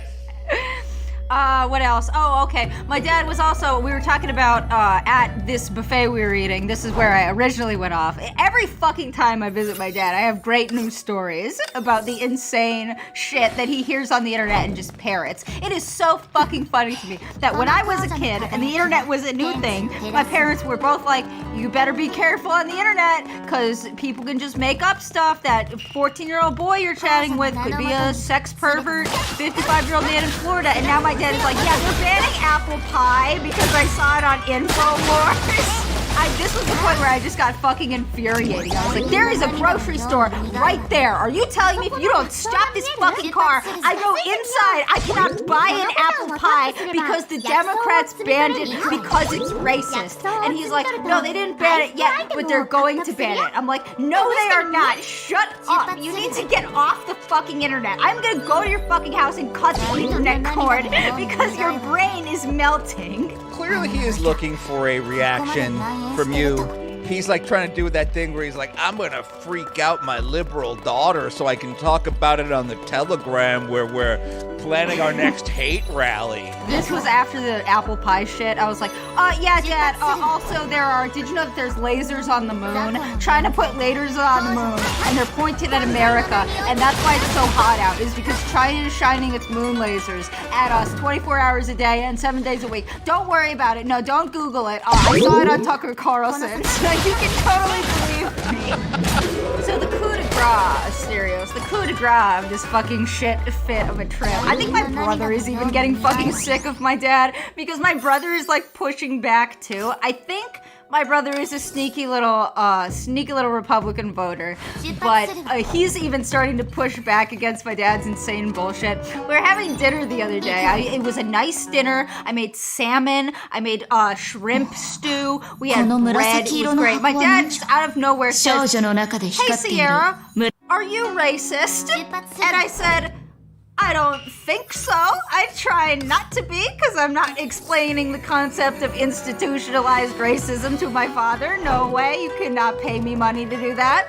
And he says, "I think I'm a racist." I was like, what was your first clue? When you wanted to put Chinese people in zoos? Wait, okay. Was he like, "I think I'm a racist and I want to fix it"? Or was he like, "I think I'm a racist and it feels great. I've never felt more alive"? It was so fucking bizarre because he says, "I think I'm a racist. I think I'm 6 out of 10 on the racism scale," is what he said. He told me he thinks I'm 3 out of 10. And I was like, oh, okay, I guess that's better than 10 out of 10, but whatever. He was talking about how he thinks he's racist, and then he immediately went into a monologue about how he does believe that society itself is racist, and he starts talking about like how property taxes go fund schools and how that puts black people at a disadvantage, and then he immediately goes into, "But black people know nothing about investing," and I was like, I am getting whiplash from this conversation. I want to jump back to the racism scale, actually. Before we go deeper, it sounds like your dad may have taken an online quiz. You know what I mean? Sounds like it. Yeah. It sounds like it. You know what I mean? He's like, it's like, I wonder if your dad is starting to have second thoughts about being a racist. My dad had some pretty killer moments on this trip, too. We were watching the Derek Chauvin trial. Derek Chauvin, for those who don't know, Derek Chauvin is the guy that killed George Floyd. And we're watching the trial, and Derek Chauvin's lawyer is up there, and he's like, "Hey, you know, this guy's got a tough job, and you know, it's tough to be a cop, and blah, blah, blah." And my dad just goes, "You think this guy ever missed a meal?" Owned. And I'm like, what? And then all of a sudden, like, my dad just starts rattling off a bunch of fat jokes about Derek Chauvin's lawyer. My dad's like, "You think this guy wears the pants with the elastic waistband?" I'm like, "You wear those pants, Dad. You wear those pants." He's like, "I know, but he wears them too. You think this guy likes pleats?"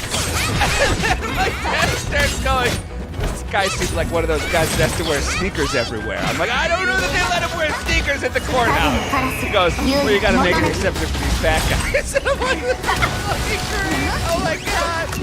But then Derek Chauvin's mom pops up on the stand. Oh God. And like, I thought about bringing this in for apology of the week, but then I was like, nah, this is too political. But like, in short, Derek Chauvin's mom, like, she doesn't open with saying like, "Hey, I know that the Chauvin's kids are here, and you'll never get your father back, and I'm so sorry." Like, but also like, you know, please show mercy, blah blah blah. Like, you know, it's like there's a way to do it. But instead, the mom just gets up there, and like one of the first things she said is, she's like, "I believe my son is innocent." Great. Awesome. And it's like, ooh. And then she starts going, and then she says like, "Your Honor, please remember that when you're sentencing my son, you're also sentencing me." And it's like, way to make this whole thing about you, lady. Like, way to make this about you. And so I start going, I'm like, "Oh, this lady." I'm like, "Lady, you're doing this all wrong. You gotta open with like a quick apology to the Chauvin family. And you gotta say you don't understand, you'll never understand what they're going through. And then you can start talking about how good your son's a good cop." And my dad goes, "We know, Asteris, we know, you're very smart." And I'm like, ouch! Oh my God! I think my dad just in a very offhanded way, just cut to the core of who I am entirely. I'm a dumb person who's constantly trying to prove to the world that he's smart. And I remembered in second grade,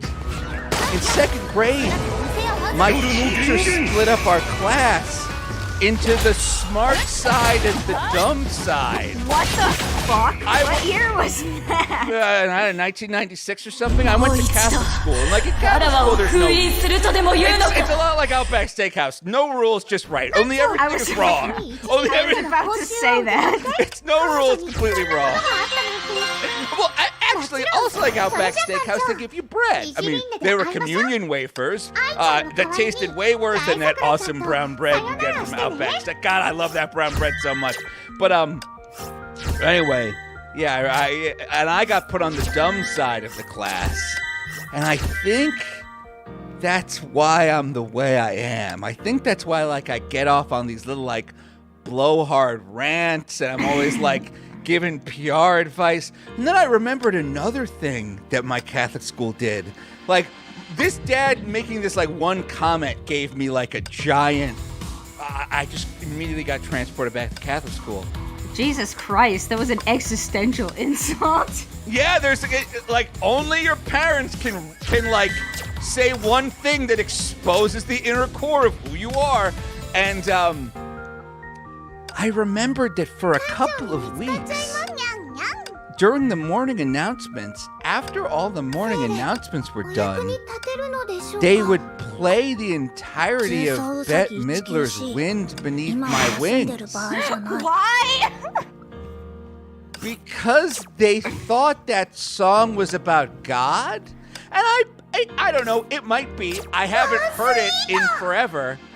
But like, we would just be sitting there, and all of a sudden, like, over the loudspeakers, like, over these tinny loudspeakers, it'd be like... And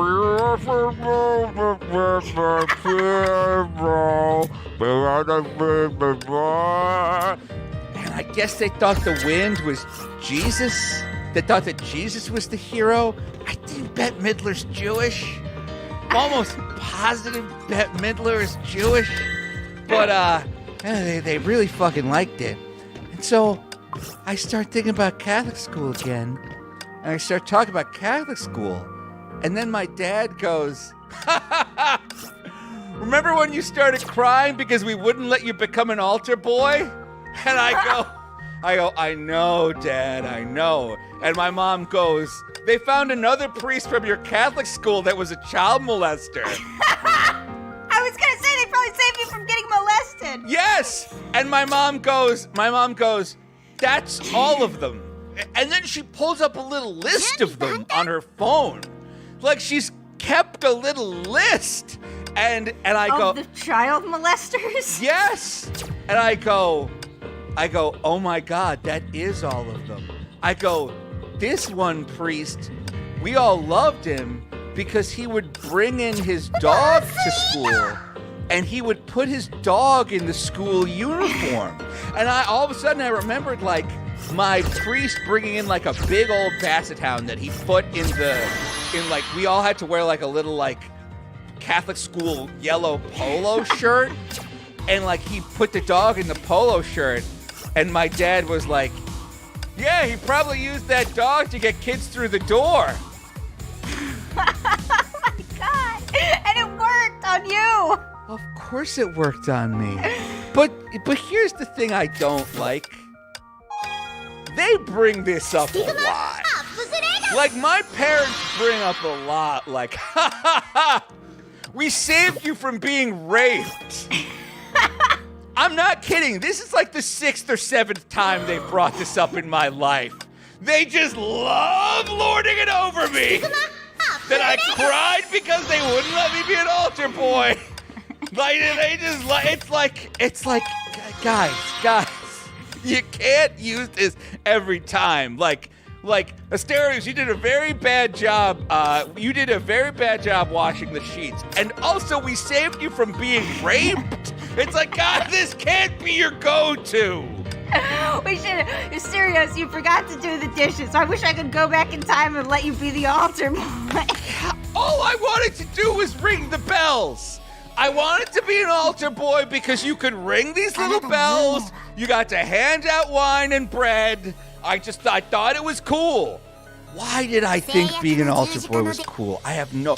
Oh my god. Oh, right. Now I remember, because all of the cool kids... Wow, this is kind of fucked up, I'm realizing now. All the cool kids were getting molested. All the coolest kids in my class, Bryce and Ryan and Pat, they were all altar boys. I wanted to be like those cool kids. Not so cool now, are you guys? Yeah, suck it. Yeah. Touch. I guess the guy that figured out how to code websites with his 14.4 modem, not such a nerd after all. Seems like the guy with the Dilbert t-shirt is the cool one now. You know what's even cooler than cool? Not getting molested. God damn. First of all, let me say that I love that story about the Derek Chauvin trial, because my mom would absolutely do the exact same shit. Like, she'd go up there and be like, my daughter has disgraced me. She has embarrassed me. Like, I could kill a fucking shoot up a school or something, and my mom would be like, I am so distressed. I couldn't even watch 90 Day Fiancé last night. I'm heartbroken. Like, she would find a way to turn it into herself. Now that you got me thinking about it, there were like a lot of child molesters in authority roles in my school, too. I don't know why. I thought that was just like California didn't vet its teachers well enough. But now that I think about it, in my course of my lifetime, 2 teachers got arrested for being pedophiles, like, while they were actively teaching. And also, the band teacher fucking married a student and got fired because they found out he was fucking that student when she was like 16. What the fuck? Okay, I think I've got a new rule, and I don't think it can help your case, but I think it's gonna help in my case. Let's just say kids aren't allowed to go to church. How about that?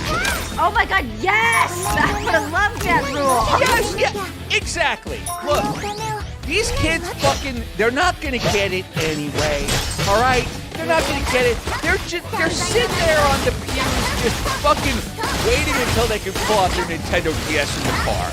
Like, church is a nightmare to kids. They don't understand the big fancy words, the these and days and nows. All the songs in church suck. They're all a bunch of shitty fucking songs. Like, we know that's where the rapists are. We know the church is where the rapists are. We've known this for 30 years. If we banned kids from church, A, the kids would have a much better time. B, they would start to think that religion was a cool thing that only adults were allowed to have. And they might, like, actually start reading the Bible secretly on their own. You know what I mean? Oh my god, yes, we make it like bars and strip clubs, both of which suck, but if you know that it's only for adults. Yes! Exactly. Like, you can't wait until you turn 21 and you can go to a bar. Like, you can't wait until you can turn 18 and start smoking a cigarette. Like, yes. And then, just no kids allowed. Just no kids allowed in church. This helps everybody. Then, like, 75-year-olds can still go to church and do the handshaking thing and take a little sippy cup of Jesus' blood. Like, they're not gonna fucking mind. Kids aren't gonna fucking mind. In fact, the only people that are gonna mind are huge pedophiles. And, like, I kinda don't care about their opinion. Yeah, the kids will fucking love it. And also, when they pass out the wine, we could just give COVID to all of the boomers. You know, the wine glass that they wipe with the magic cloth that somehow destroys the germs that everybody sips out of. God, that's probably where COVID-19 started, now that I think about it. If that thing was a ShamWow, I feel like we could have killed COVID-19 if they fucking used a ShamWow on that thing. And you know what? Something else we can say to these boomers is kids have germs. Kids are where colds come from.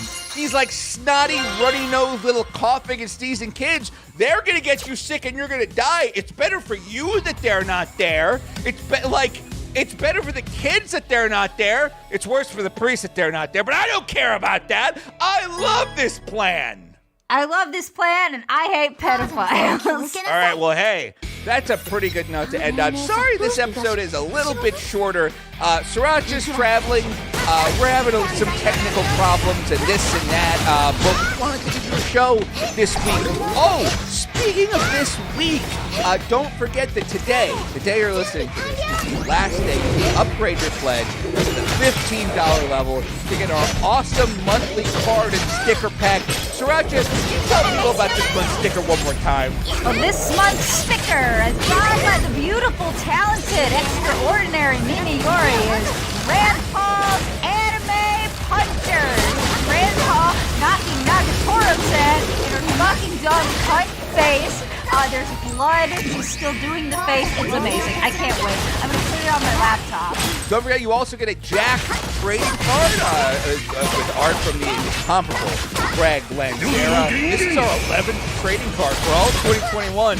You're getting this Jack trading card every single month. And there's a new episode of Jack's out. Jack episode 7 just dropped, I think, on Monday, or it dropped a couple of days ago. It's a really great episode where me and my partner Jeffrey Golden are furiously driving a van filled with a dying man and explosives through a cyberpunk city, trying to defuse a bomb while keeping a guy alive while outrunning terrorists. It's a really great episode. That's it for this week's Loudest Podcast. We'll talk to you next week. Bye!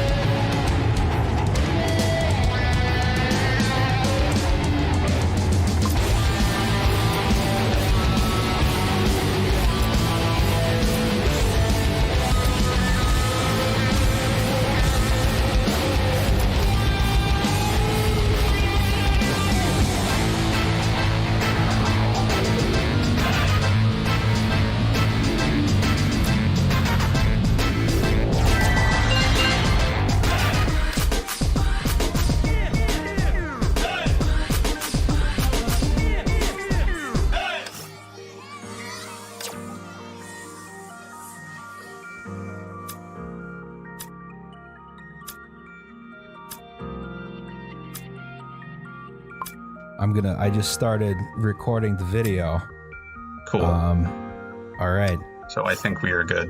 We are moving then. All right. Yes. We are moving at a good pace. Doing a podcast. Somehow. Welcome to Well, There's Your Problem. It's a podcast about engineering disasters with slides. I'm Justin Rosniak. I'm the person who's talking right now. My pronouns are he and him. Okay. Go. Liam. Oh, yeah. In case you're wondering where we have murdered Alice, unfortunately. Yes. Everybody. She is dead. We wanted more of the Patreon money. Yeah, we are greedy bastards. So from now on, it's just Liam and Roz until I begin the coup. And I seize the radio station. Alice is not feeling well, which is why it's just the two of us. And my name is Liam Anderson. I'm very tired. My pronouns are he and him. And we have a guest. Hello, guest. Woo. Thank you. My name is Nick Marcel. My pronouns are he and him. And what we have in front of us on the screen is a man making a strange expression. Yeah, what's going on with his glasses? Yeah, that's a good question. I think they're very fogged up from the heat emanating out of his body from the rage of what is going on. Yeah, he just. I hope it's not. What was the columnist that got in trouble because he wouldn't stop jerking it? You know what I'm talking about? From CNN. Yeah, Jeffrey Toobin. Yes. Hopefully, we're not having a Jeff Tobin moment here. We can only hope. We can only hope. Nick, you're gonna have to do some of this. You're gonna have to do some of this. No, I just didn't know if there was any additional banter. My apologies. So it's fine. Kick him off. Get him off. No more. Oh no. So we are talking about, and let me do this because my headphones are stupid. We are talking about PASHE, which is the Pennsylvania State System of Higher Education, and I think that it's very well timed of when we're doing this, and also a very interesting topic as a whole, as I think it sort of adds off of what some of you all had talked about in the college bonus episode, as well as I will tie it into some other sort of like engineering or like urban planning things that you all have said previously. Feel free. Next slide. Yeah, and just to say, fun. that was the chancellor of the state system, who is Daniel Greenstein, which I will talk about a little bit later. Oh, is he one of ours? I don't want him to be Jewish. Maybe I could sit next to him at the next meeting. So of course, first we have to do the goddamn news. We don't have a news thing because Alice is yes. Yeah. Okay. Oh shit, that's not good. Yeah. Oh no, it says probably fine. Yes. There was a pipeline burst in the Gulf of Mexico, causing a giant column of flame to rise out of the sea. This looks like something out of a goddamn video game. It was definitely a hell of a incident. Shot. I gotta say, yeah. It's definitely one of those things which is, just a nice visual metaphor for the state of the world, We set the ocean on fire. Yeah, we pulled a Cuyahoga. Yes. For a whole ocean. Yeah, dude, it fucking rules. Soon we can have a new addition to the X Games. We can have fire surfing, dude. You don't want to go fire surfing? That sounds dangerous. Oh yeah, but it's we will be safety third. Well, you have to have one of the issues with like extremely dangerous blood sports like that is you it's really hard to develop talent because if you screw up you die. Yeah, I'm on the fire surfing scout team. Yeah, exactly. This is why I don't have limbs anymore. Probably Roman gladiator battles sucked because so many of them died. Before they have had like a farm system. I think they might have actually. That would honestly be kind of tight. Play single A ball at like a tiny little coliseum. I think it would be. It definitely would be. That could be a subject for a future episode. Would be gladiators. Did they suck? Anyway, yeah. I only put one piece of goddamn news in this week, even though we keep getting bombarded with goddamn news. Yes, honestly, the world is exploding and things are bad. Mm-hmm. And yes, we know there's stuff we didn't put in that you sent us, and we're sorry. There was at least one more giant explosion in the sea. Yeah. I think in the Caspian Sea. Dude, how do we have 15,000 unread emails? They're all from Patreon.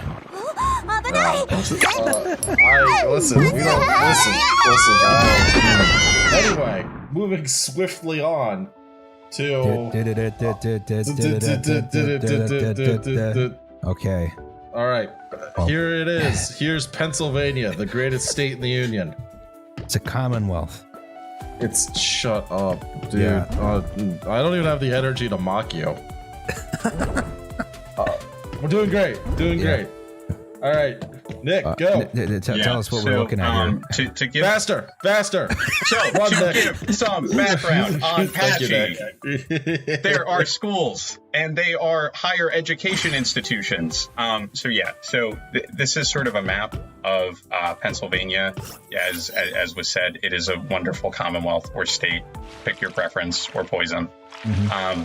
But PASHE, the Pennsylvania State System of Higher Education, has 14 state-owned institutions. This does not include Penn State, Pitt, or Temple, or others. Lincoln, you can say Lincoln. Yes, that too. Yeah, they're weird. They appoint their own chancellors. I am a Temple boy, and we're not. Obviously, this map does not include Temple branches, Pitt branches, Penn State branches. So there are honestly more schools than just this, but they are state related. So basically, like you said in the slides, they're sort of private public hybrids. They get funding from the state, but there's basically no oversight, which is how you get a Penn State Washington situation. This is how you have this is where you have those confusing names like Indiana University of Pennsylvania and California University of Pennsylvania, right? Exactly. And, you know, to say of some of the history of these institutions, a lot of them were founded as normal schools, which sounds really weird. But they were teachers' colleges, basically. It's not pretty normal to me, not weird at all. Yeah. No. Yeah, better than an abnormal school. Oh, true. Oh my gosh. That would be interesting, like abnormal at Kutztown University or something. Oh, Kutztown's abnormal, buddy. Well, sure. Bar entrance to members of the Odd Fellows. Oh, those fuckers. And their tiny little tanks. Wow. You know, to also say some of them were like originally seminaries, which I find is interesting, like Clarion or Mansfield or Cheney was originally a trade/agricultural school. And then originally the name African Institute was then Institute of Colored Youth, I believe, and it's the oldest African American institution of higher learning.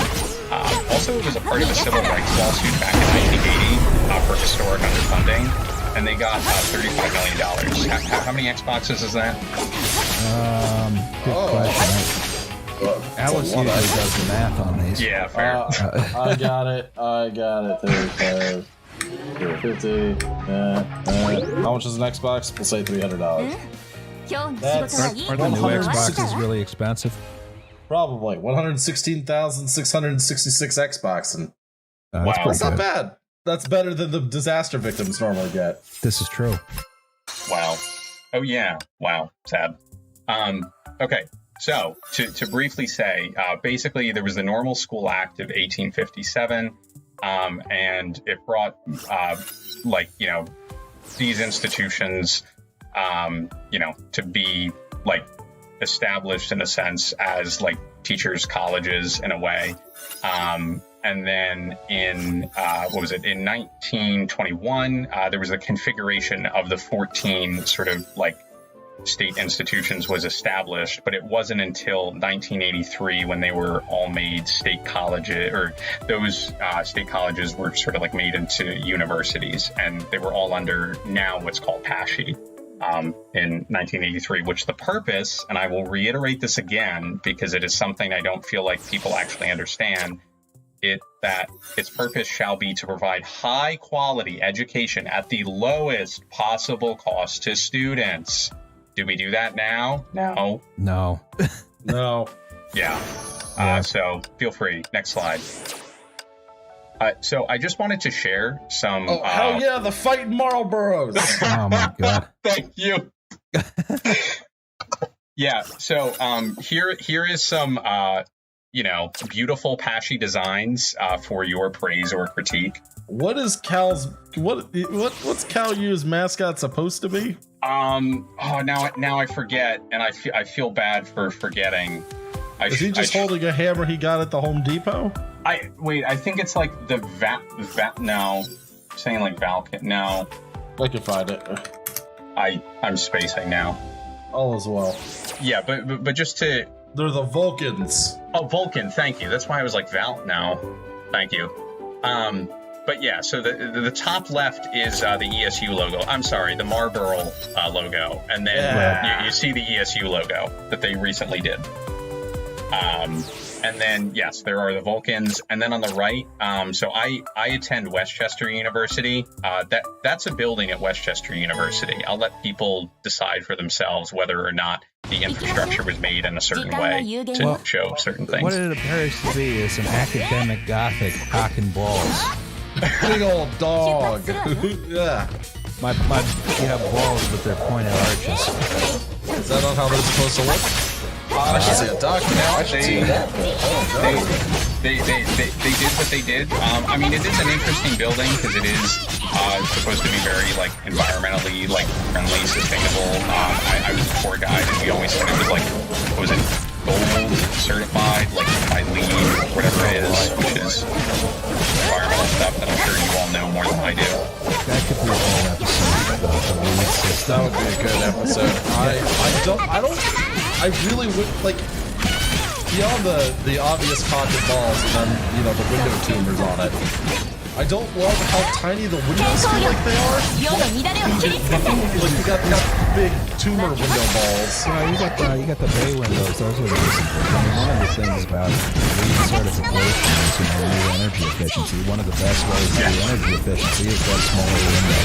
And they do have it made in whatever way to basically make it be like, oh, we're taking into account as light as possible, and they do have like a sunroof or whatever, or like a skylight. I mean, that'd be wild if the building actually had a full sunroof. That'd be tight.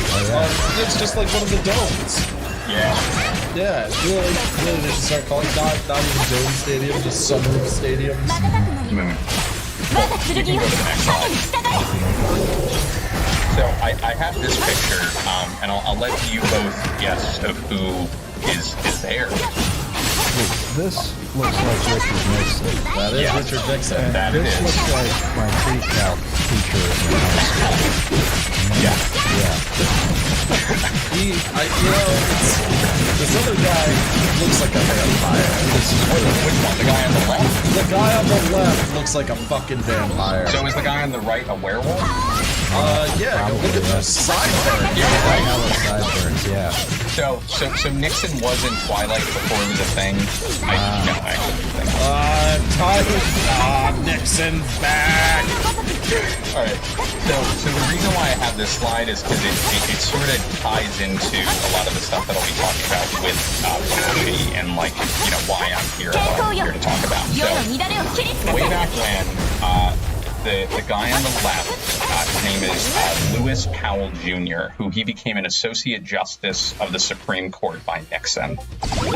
Before he was appointed to the court, he had been a corporate lawyer, as well as helping tobacco as the director of the board of Philip Morris, which was a cigarette manufacturer. Nice. Oh yeah, that's who I want running my schools.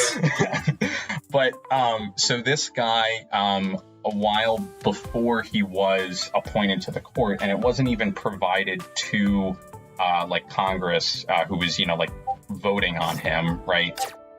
Was this thing called the Powell Memo? Just to see, do either of you know what the Powell Memo is, or have either of you heard of it? I have not. Okay, so it is, as I have been told, and I very much agree, one of the most influential documents in terms of neoliberalism, from if we say the precipice of it, was the 60s, 70s, whatever you sort of want to say, that sort of basically set out the idea that, we need neoliberal logic because business is the one that's running the show. Right. It explicitly in the Powell Memo, it states, one of the bewildering paradoxes of our time is the extent to which the enterprise system tolerates, if not participates in, its own destruction. The campuses from which much of the criticism emanates are supported by 1, tax funds generated largely from American business, 2, contributions from capital funds controlled or generated by American business, and then the board of trustees of our universities overwhelmingly are comprised of men and women who are leaders in the system. So he was writing this memo basically to business leaders to sort of say, hey, you should understand that it's your money that is funding these universities where there's activism happening. And you have the right to shut it down and say, hey, that's my money. Is this a response to the free speech movement? Yeah, I would argue. Okay. I forget the exact year. I don't have it written in my notes. My apologies. I was thinking 71 at Berkeley. Yeah. So. Well, we have to stop these students being indoctrinated into Marxism by the professors. Exactly. And start indoctrinating them into Marxism through crushing debt. Yeah. Yep. Basically. But yeah. So. Second one works better and sticks longer. Well, yes, and I'll sort of show that here somewhat. But so, to explain of how we've sort of continued from then of that logic is we've continued to defund higher education, as well as education more broadly, as we've probably seen. But you can see sort of in the top left, it shows a graph where it basically shows the percentage of funds that the university uses, and the yellow line is tuition, fees, and other sources, and then the green line is appropriations from the state legislature. So basically, the yellow line is like, this is what the percentage that students are paying or we're getting via private donations or whatnot, and then the green is like, this is the percentage that we're getting from the legislature to actually operate the schools. This is the graph that when your parents say, oh, well, school used to be so much cheaper and I could go from then. I mean, my dad went to UMass literally for free because he lived in the state. I don't understand all the emphasis, and you can make, I think, a bad faith argument, not a bad faith argument, but, you hear the argument, oh, everyone should learn to code, but, the counter of that being that drives down wages and so on and so forth.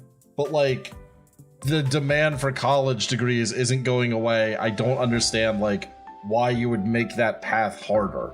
Or, Joe Biden fucking saying he would, forgive student debt and then just not doing it. That's a joke. Yeah. More like joke Biden. Wow. Wow. Thank you. You're welcome.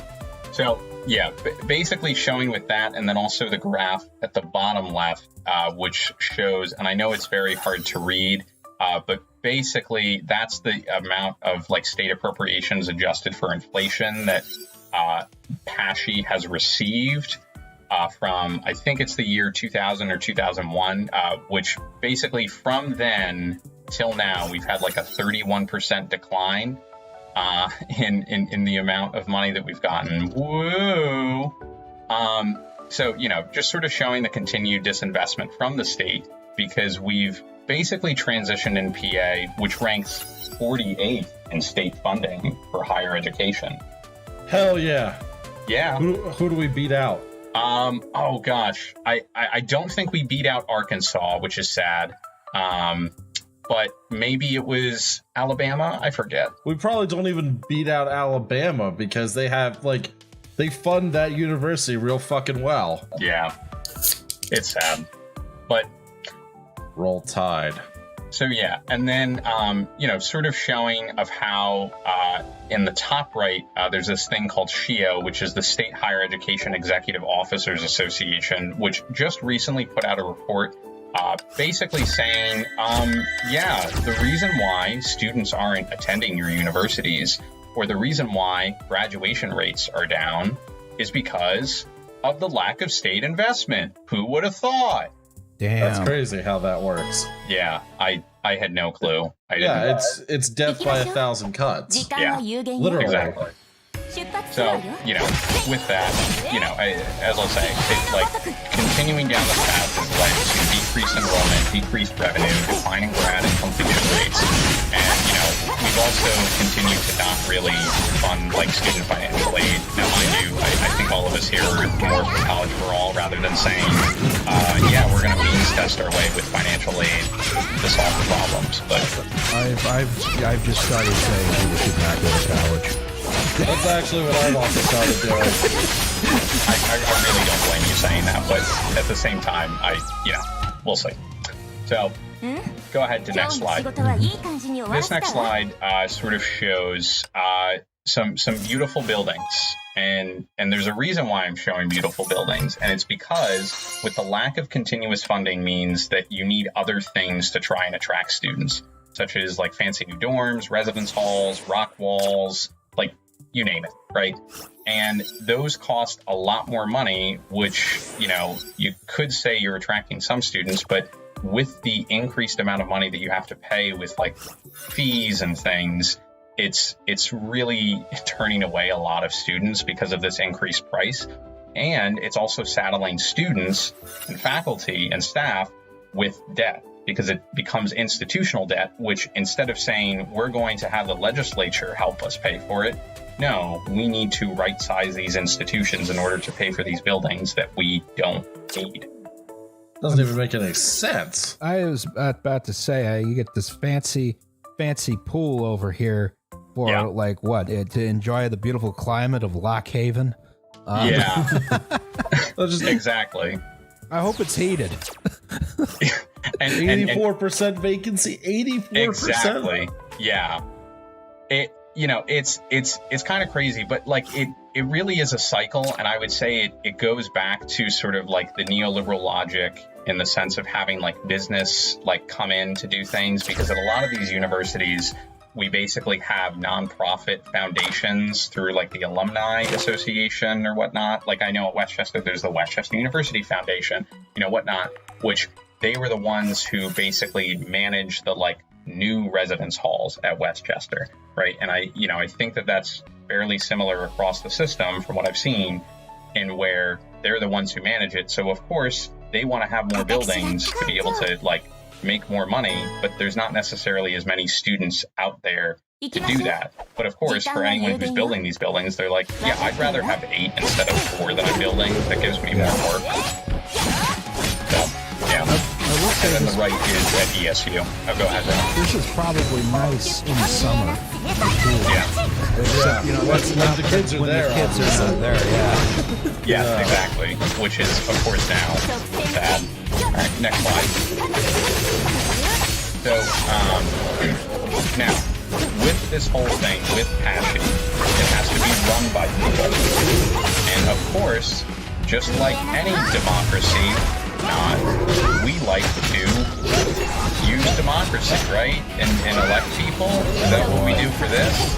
No. We appoint the board of governors. 20 people. That's too many people.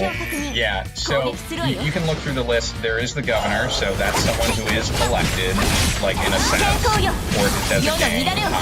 There's the Secretary of Education, and then there are four people from the legislature, 2 senators, 2 reps, like 2 Republicans, 2 Dems, and then 11 members who shall be appointed by the board, or by the governor, with the advice and consent of the Senate. And 6 members have to be residents of the Commonwealth, and 5 that shall be selected by like the various trustees. So basically at every single university, you could almost like imagine there's like a similar board in a sense, and they're like a council of trustees of usually people who have, businesses, or, maybe they're politicians, or who knows, who are appointed to like help oversee the university in a sense at like, these various areas. And then there were 3, which this is like very new. This is only from July 2020. There were 3 students. Yay. Oh boy. Yeah. And also, I mean, I feel bad because Alice isn't here, but I did notice it says the governor or his designate, or the Secretary of Education or his designate, and I thought that was sad. Here's what I'm concerned about. Yeah. A student's term shall expire upon graduation, separation, or failure to maintain good academic standing. Bad students need representation too, damn it. You need some C- students on the board. That's bullshit. Yeah. And, the students, so, like, they just started having students from a year ago, and I'll get into it a little later, but they just appointed 2 new students because 2 of the 3 just graduated. But, of course, these students primarily, or at least originally, had to be student body presidents. Now they took that away. But, like, generally, they're going to be students that are picked from student government. Now, I will say, I was in student government for a year, but at the same time, I don't always think students from student government are always the best representation of the entire campus. Oh yeah, because they're nerds. Yeah, well, people who know people. They're not representative, yeah. Exactly. The Drexel student government got really mad at me because I pointed out in the editorial in the newspaper that they had no power to do anything. They were very mad to have it pointed out. Yeah, well, I mean, go figure. But, so, and to reiterate with this board, yes, they are appointed, and generally are, as I'll say, generally have interesting other interests, and generally are not your normal everyday people in any way. So next slide, please. So this is the chairwoman of the Board of Governors. Myself and my best friend, we did some digging. We found this document, I guess, from her. Like, it was on the Pashy site, and it was some like interview or whatnot that she had, and like within it, there was like her talking about how she would have been a great spy and she wanted to originally work for the CIA. I find that interesting. Oh boy. Yeah. But Watergate turned her away, and her parents, who said, "Don't do it." That doesn't even make sense. See, What? this is I respect her even less that she let her parents talk her out of working for the CIA. Like, it's already pretty bad you want to work for the CIA, but then mom and dad say no, and you're like, oh no, I'm not gonna work for the CIA. No, go do it, now. you pussy. Yeah. So, and then another very interesting thing is the fact that we found a Podesta email. Do you both remember John Podesta? Oh yeah. So this is just a portion of the email, but it says, "While I can't do public fundraising, I hope that I can be helpful in other ways. By way of background, I'm on the board and exec committee of the Jewish Federation of North America and active in Jewish community philanthropy. On the secular side, I was a major fundraiser for Governor Tom Wolf and served as his vice chair for his transition team last year. Was just confirmed by the PA Senate to the PA State Higher Ed System Board. At least our PA legislature could get that done." But yeah. And also to mention that she is the president of the Shapira Foundation, which is leading the development and implementation of the foundation's philanthropic initiatives. As well, she was appointed by Governor Corbett to the PA Commission on Women. And then, what was it? Oh, and then also, yeah, as she said in there, part of Governor Wolf's advisory board on education and workforce development. She was, in 2017, a distinguished daughter of PA. What does that even mean? I was about to say. Yeah, I know I like looked at it for a second and I was like, oh, yeah, this is just like, you know everyone and you do things because you have money. That's nice. It sounds like the Daughters of the Confederacy, but for Pennsylvania. Does she have any fucking back? Like, I'm trying to read her in education. No. Okay. Oh, she worked at KMPG. Is it KPMG? Wait, what? She went to Wellesley. Oh yeah. Oh god, of course she went to Wellesley. Her husband is part of like one of the families or whatnot that owns Giant Eagle. Oh my god. Yeah. It all comes back to regional grocery store chains in the end. So, yeah. All right, next slide. So these are just a few of the other Board of Governors. And, you know, there are others that I might mention a little bit later, but I'll just share these interesting fellows. So in the top left is David M. Mazer, he is the vice chair of the Student Success Committee. And he is of counsel of Cohen and Milstein, some like law thing, which they're nationally known. Oh yeah, they're a nationally known securities and consumer class action law firm. So got great people. Yeah. Again, none of these people, I assume, have any background in education. Yeah, exactly. Right. And they say that faculty cannot be on the board because that would be a conflict of interest. That's insane. That's fucking crazy. They should be allowed to fucking advocate for themselves. Yes. You would think. But of course they don't want that. Also, I want to say I'm reading this. I don't even know what this. There's a bio on Pashy's website about Cindy Shapira, where she's talking about. I lost him. She was talking about we have to like basically do better fundraising because that's where we get the funding now, as opposed to like I want to advocate for us actually getting the fucking money we need from the state.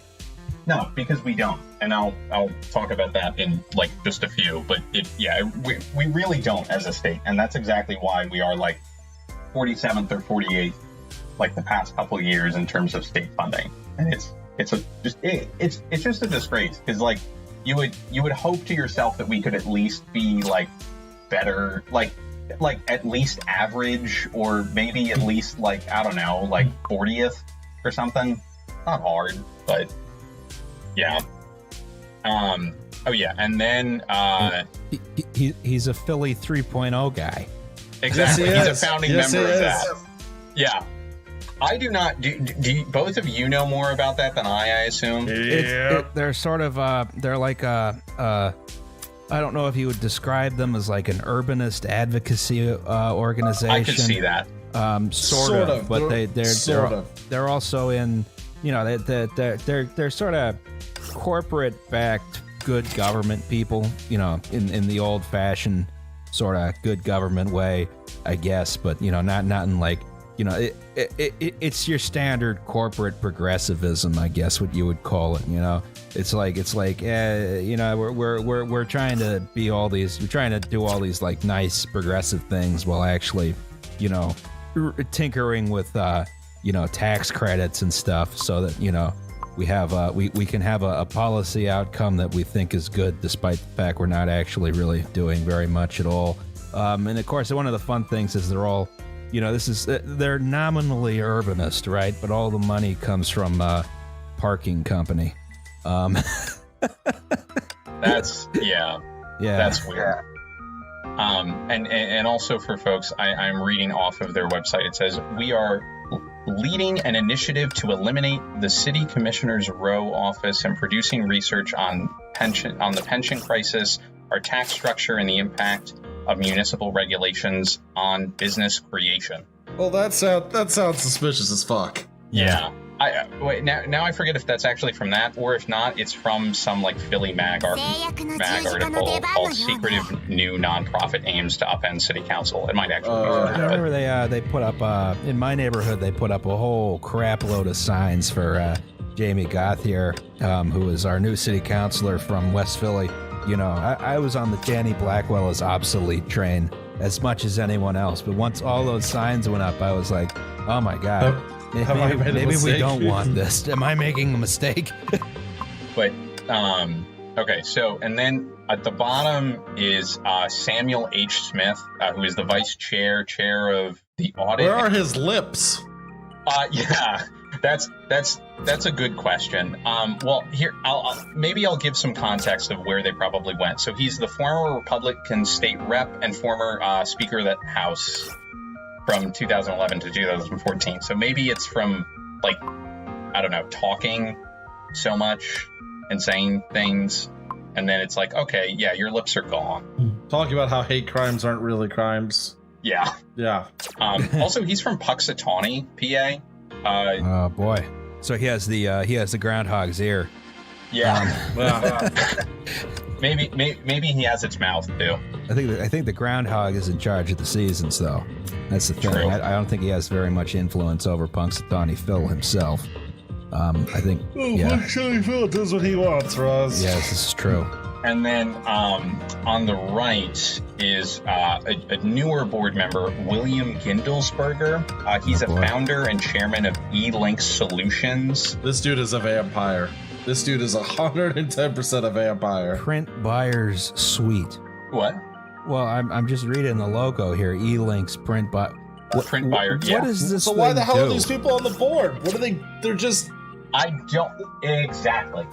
Can I tell it? Like, it's just so infuriating in that way. And I haven't even talked about the chancellor, and I'll be there in like a couple minutes. But also to mention, he had a quote at the Board of Governors meeting, which I loved so much at one of the meetings. He said, "The problem is we don't have any money. True. We are decreasing amounts of students, and yet we still have this obligation. In my years in business, I've done a number of things, one of which is to consult for organizations that are having difficulty. Generally, when we have an organization that's having difficulty, it needs to cut its costs and increase its revenues. That sounds a lot like us. So when we cut to the chase, that's what we need to do. The problem is that when you do either of those things, let alone both of them, that is, when you cut costs and raise revenues, then you have to make a change, and change is difficult. Oh boy, I don't like that. I don't like that. I don't like business speak in terms of, Yeah, just wait till we get to the Chancellor. Next slide, please. So here's the chairwoman. The Zoom like transcription. Anytime that it was stated Chancellor Dan Greenstein, or like or just like said the word Chancellor, it said cancer. So there's this beautiful screen clip. Yeah, it says, so with the arrival of Dan Greenstein is our cancer. Oh boy. Yeah, just funny. And then we have, just to add a little bit more fun in this, this is the former Chancellor before Greenstein. This is Frank Grogan. He was actually Jeb Bush's lieutenant governor, and he then became the president of Florida Atlantic University, then Chancellor of the State University System of Florida. Then he became Apache Chancellor in 2013, and then he was a Trump appointee as Assistant Secretary of Education for Elementary and Secondary. Yay! Obligatory photo with large bird. Yeah. Was that him hugging Jeb? Yes, it is. Yes, it is. Wow. Doesn't Jeb just look like I don't even know. I want to kick this guy down a flight of stairs. Fair. Oh gosh. All right, next slide, please.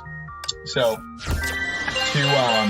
to now somewhat start talking about the Chancellor of the state system. This is Chancellor Greenstein, who we saw originally with weird glasses or fogged up glasses and an interesting facial expression. He is formerly, he worked for the Bill and Melinda Gates Foundation as the Director of Post-Secondary Success. Fantastic. What is that? So he's just a ghoul. Yeah, he's a ghoul. Right. You could say. Probably has been to the Epstein Island. Can't say for sure. Can't say. He could be quite out of it, but there's always that chance. I don't know. He's definitely hung around a lot of people who went to the Epstein Island. Okay, so just also to add a little bit more background, he began his academic career as a lecturer in modern history at Glasgow University in Scotland. Oh my God! Unfortunately, we're missing Alex. Yeah. He also was a fan of Celtic poetry. Okay, and then he also got his bachelor's and master's from the University of Pennsylvania. This man went to Oxford. Great. Yeah, and then he went to Oxford. And this man, during the most recent emergency board meeting, he said, I am a student. I'm a student of the early American Republic. Oh, shut the fuck up. Shut the fuck up. I love all the founding fathers except Thomas Paine. You don't talk about that guy. And sometimes I sneak into the crypts of George Washington and I rub myself against it. Oh my God. Okay, and then he's also an enthusiastic cyclist, which is interesting. He usually tries to visit the Apache schools and goes for a bike ride. I hate him. Oh my God. And then he also has a blog. I don't consider anyone reads it. I don't understand why you need a blog and why it's and then at the top right. Basically, I was listening to this podcast that he was on, which was like leaders talking about leadership. Great. Basically having on exclusively university presidents or chancellors or whatnot. And the quote that I have from him is. And he's talking about leading and making change and whatnot. He's like, this is super not fun. In these roles, you must lead from courage because the resistance you're going to face is intense. It's profound, and it is potentially a fundamental threat to your longevity in the role. And you can't let that get in the way of you doing the right thing. What is his idea of the right thing? Gutting funding. Yeah. Or we must destroy the village to save it. Yeah. All right. Next slide. I just like that idea of we have a podcast where we have some wealthy leaders come on and talk about how great they are. That Just sounds some jerk on talking about how he's a student of the early American Republic. We should have him on and just boo him. Oh, that would be a good one if we could have some rich people on the podcast and throw insults at them all the time. Well, I mean, has Michael Bloomberg yet donated for the Michael Bloomberg tier? That cheap bastard, he has not. We've not gotten a Michael Bloomberg tier Patreon. Like I forget, how much did you set that at? Because that's not that much for him. $15,000, I think. $15,000 a month for the Michael Bloomberg tier. Yes, and then we will say nice things about Michael Bloomberg on the podcast. Until he cancels his subscription, in which case we'll stop. Yeah, well, no, then we take all the episodes down where we said nice things about Michael Bloomberg. Okay, there we go. Yeah. All right, next slide. So now I'm actually starting to get into like the real like issues and what's going on with Patchy. So back in July of 2020, the governor signed legislation. Or signed Act 50, which was legislation that was passed basically with the explicit purpose to create, expand, consolidate, transfer, or affiliate an institution, except for IUP and Westchester, because both of them were not by name, said that this and nothing like this would happen to them, but by the population of students that they have. And it was something that definitely was like lobbied for by specific politicians and such to basically say, because this act, it's really not about creating anything. They're just using it for the purpose of consolidating institutions. And no one wanted IUP or Westchester to be consolidated. Well, of course. And within it, right, they give the board the authority, and they have this authority from 3 years after, July 2020. So, currently this is finalizing year one of their authority. They have 2 more years to be able to do something with it, or else it'll expire.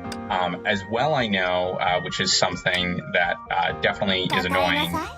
From what I've seen and heard is that AFSCA, the faculty union, took more of a business approach to shaping this instead of actually trying to oppose it.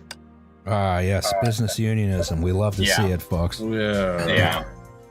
But to say, so this, this piece, Act 50, the chancellor and the board, or really the chancellor, creates a plan to consolidate institutions, and he has to have a public comment period for not less than 60 days, and that the board, after that 60 days, will vote, and then it has to be 2/3 of the board that vote for it. So 2/3 of that 20. And basically, the chancellor put forward a plan on April 28th during a board meeting for this, and it was approved for public comment. There were 2 people who voted against it, a student and Representative Tim Briggs. And basically, then they had the public comment period, and I'll talk a little bit about that. And there was a board vote come July 14th/15th. That next slide. So the universities that they chose are the following. In the, as they call it, the Northeast, which I find is laughable, we have Mansfield, Lock Haven, and Bloomsburg becoming one university. Those schools have nothing to do with each other. Would they still have separate campuses, or would they merge into one? No, basically, they are... Bloomsburg would be designated in the Northeast as sort of the main campus, and the other 2 would be satellites. Students are, depending on your program, you could be forced to take 25% of your classes online or remote, or have to go to the university to take them. But they're saying we're expanding the program access at, let's say, Lock Haven and Mansfield. They're basically, as they say, they like to say we are integrating. No, they are consolidating. So, and then in the West is Clarion, California, and Edinburgh.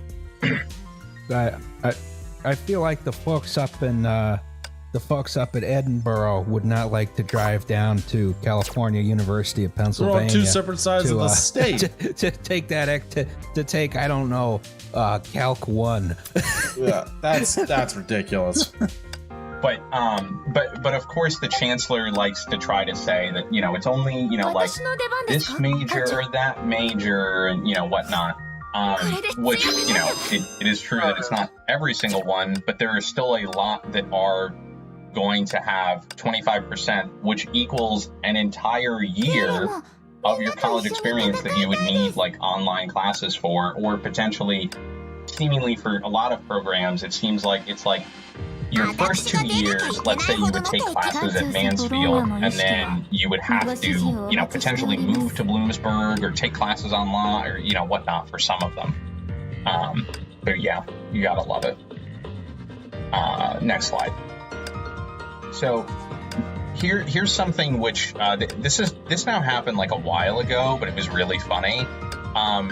Basically, to try to talk about the integrations, as they call them, instead of having actual students try to talk about what integrations will mean and how it will better their lives, they did like 2 Draw My Life videos. Well, they actually had a third one that they didn't show, but they had Stephanie and Keisha.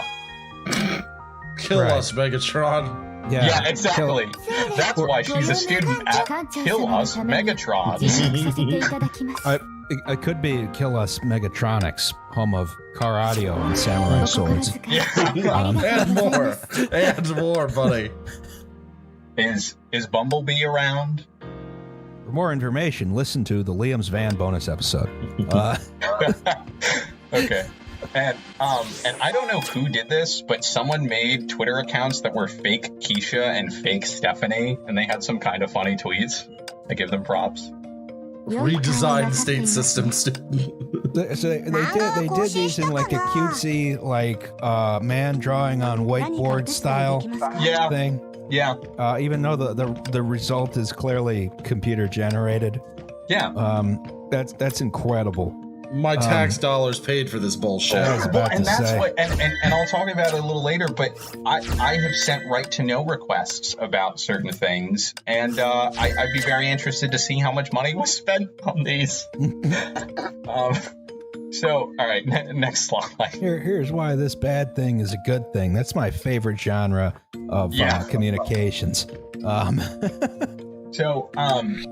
Now, you might have heard the Chancellor talk about, or, you know, anyone talk about state system redesign, right?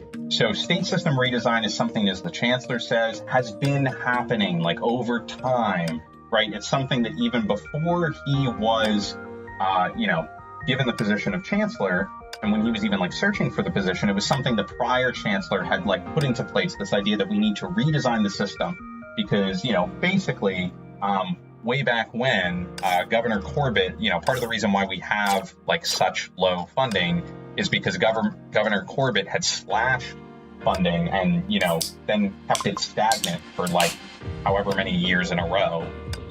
And, you know, not like Governor Wolf has fully really funded the state system. It's just given small increases, barely. The reason why I say that is because they are in what is called Phase 3 of state system redesign, and it's the like all about the university integration, which is I say, it's consolidation. They literally say on the first page of the plan, consolidation, and then they say we're using the term integration. 政治を司るシャニアテ一族、騎士を司るカスラナ一族、天命組織を統御するアポカリプス一族は他の一族と違い、崩壊と戦える力を持っていなかった。崩壊に対抗できる力をその手に入れるため、1972年天命組織の主教アポカリプス一族の課長オットー・アポカリプスは秘密の計画を始めた。Basically, with these university integrations, there has been a thing, you know, a public comment, as I said, for 60 days, right? And they had public hearings, which there were 4 of them. The law mandated 2, and the 4 of them were back to back on a Wednesday and Thursday of 8 to 9:30 in the morning, and then 4:30 to 6. Those seem pretty difficult to get to if you have a 9 to 5. Yeah, it almost feels intentional. Yeah, you would say, and you know, it's almost intentional that this is all happening over the summer after COVID, and students are not really on campus. Those mean that you can't make those hearings if you work any of the standard 3 shifts. Yeah. So you gotta love it. And also, the chancellor, he originally created a 5-year sustainability plan, financial sustainability plan, which he then shortened to a 3-year plan.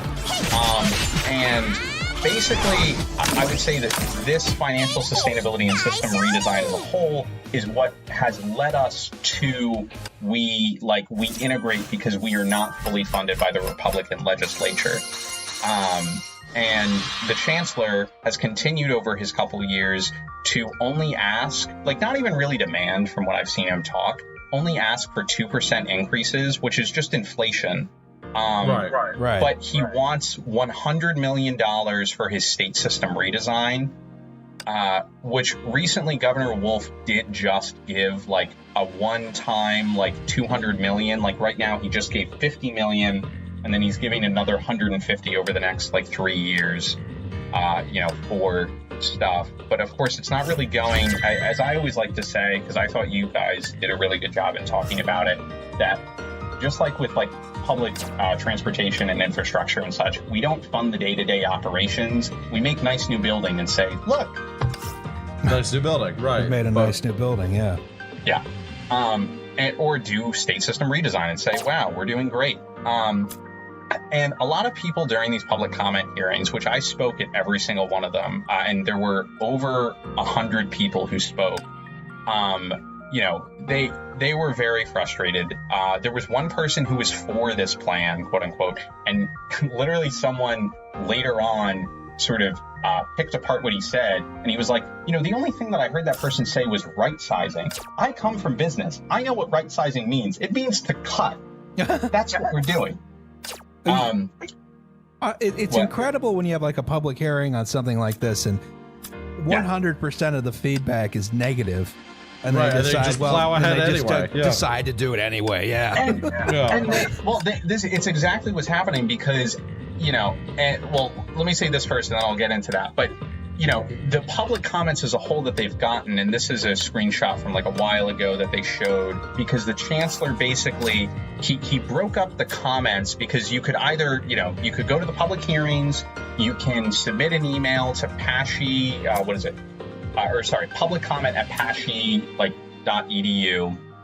or you can fill out their survey on their website. And then they split up the comments, and now there have been, I think, 700, but this was originally at like a prior board meeting, board meeting, where you can see he splits it up to plan actionable, non-plan actionable, and then viewpoint comments. And as he said, he was like, those are viewpoint comments. I really want actionable items, like things that I can take action on. I would say a pretty actionable item would be don't do it. Just not fucking doing it, right? That's my don't do it. And as I've said, comment. And as I've said, just actually fight the legislature for more funding, because he's not doing that at all. But and also I find it funny because these public comment hearings, as we said, definitely not during good times or accessible, and they only had 4 over a 60-day period. Like, come on, you could do more than that. But people were like, pissed off. They, continued to say, like, vote no or delay the plan. It was like students, faculty, staff, different community members, and that's pretty much what we heard. Next slide. Go back. One back. Am I missing a slide? Oh no. That's bad if I am missing slides. So, stay there then for a second. I have some wonderful pictures, and I feel sad that they're not in there. But basically, at these public comment hearings, you were only given 2 minutes to speak, and then they ended up changing it to 3 minutes. How noble. Yeah, so kind. And of course, during the meeting, we saw the chancellor looking down, probably at his phone, looking at different screens, we saw a university president from Bloomsburg/Lockhaven, because they basically, for a couple of the universities that are slated for consolidation, they've kind of put like someone who's going to become in charge of like the whole thing. A1 と A2 型実験体には僕のカレンの DNA だけを組み込んだが完成後5分で溶けて死んでしまった。今回の実験では融合型崩壊中ビシルの細胞も組み込んだ。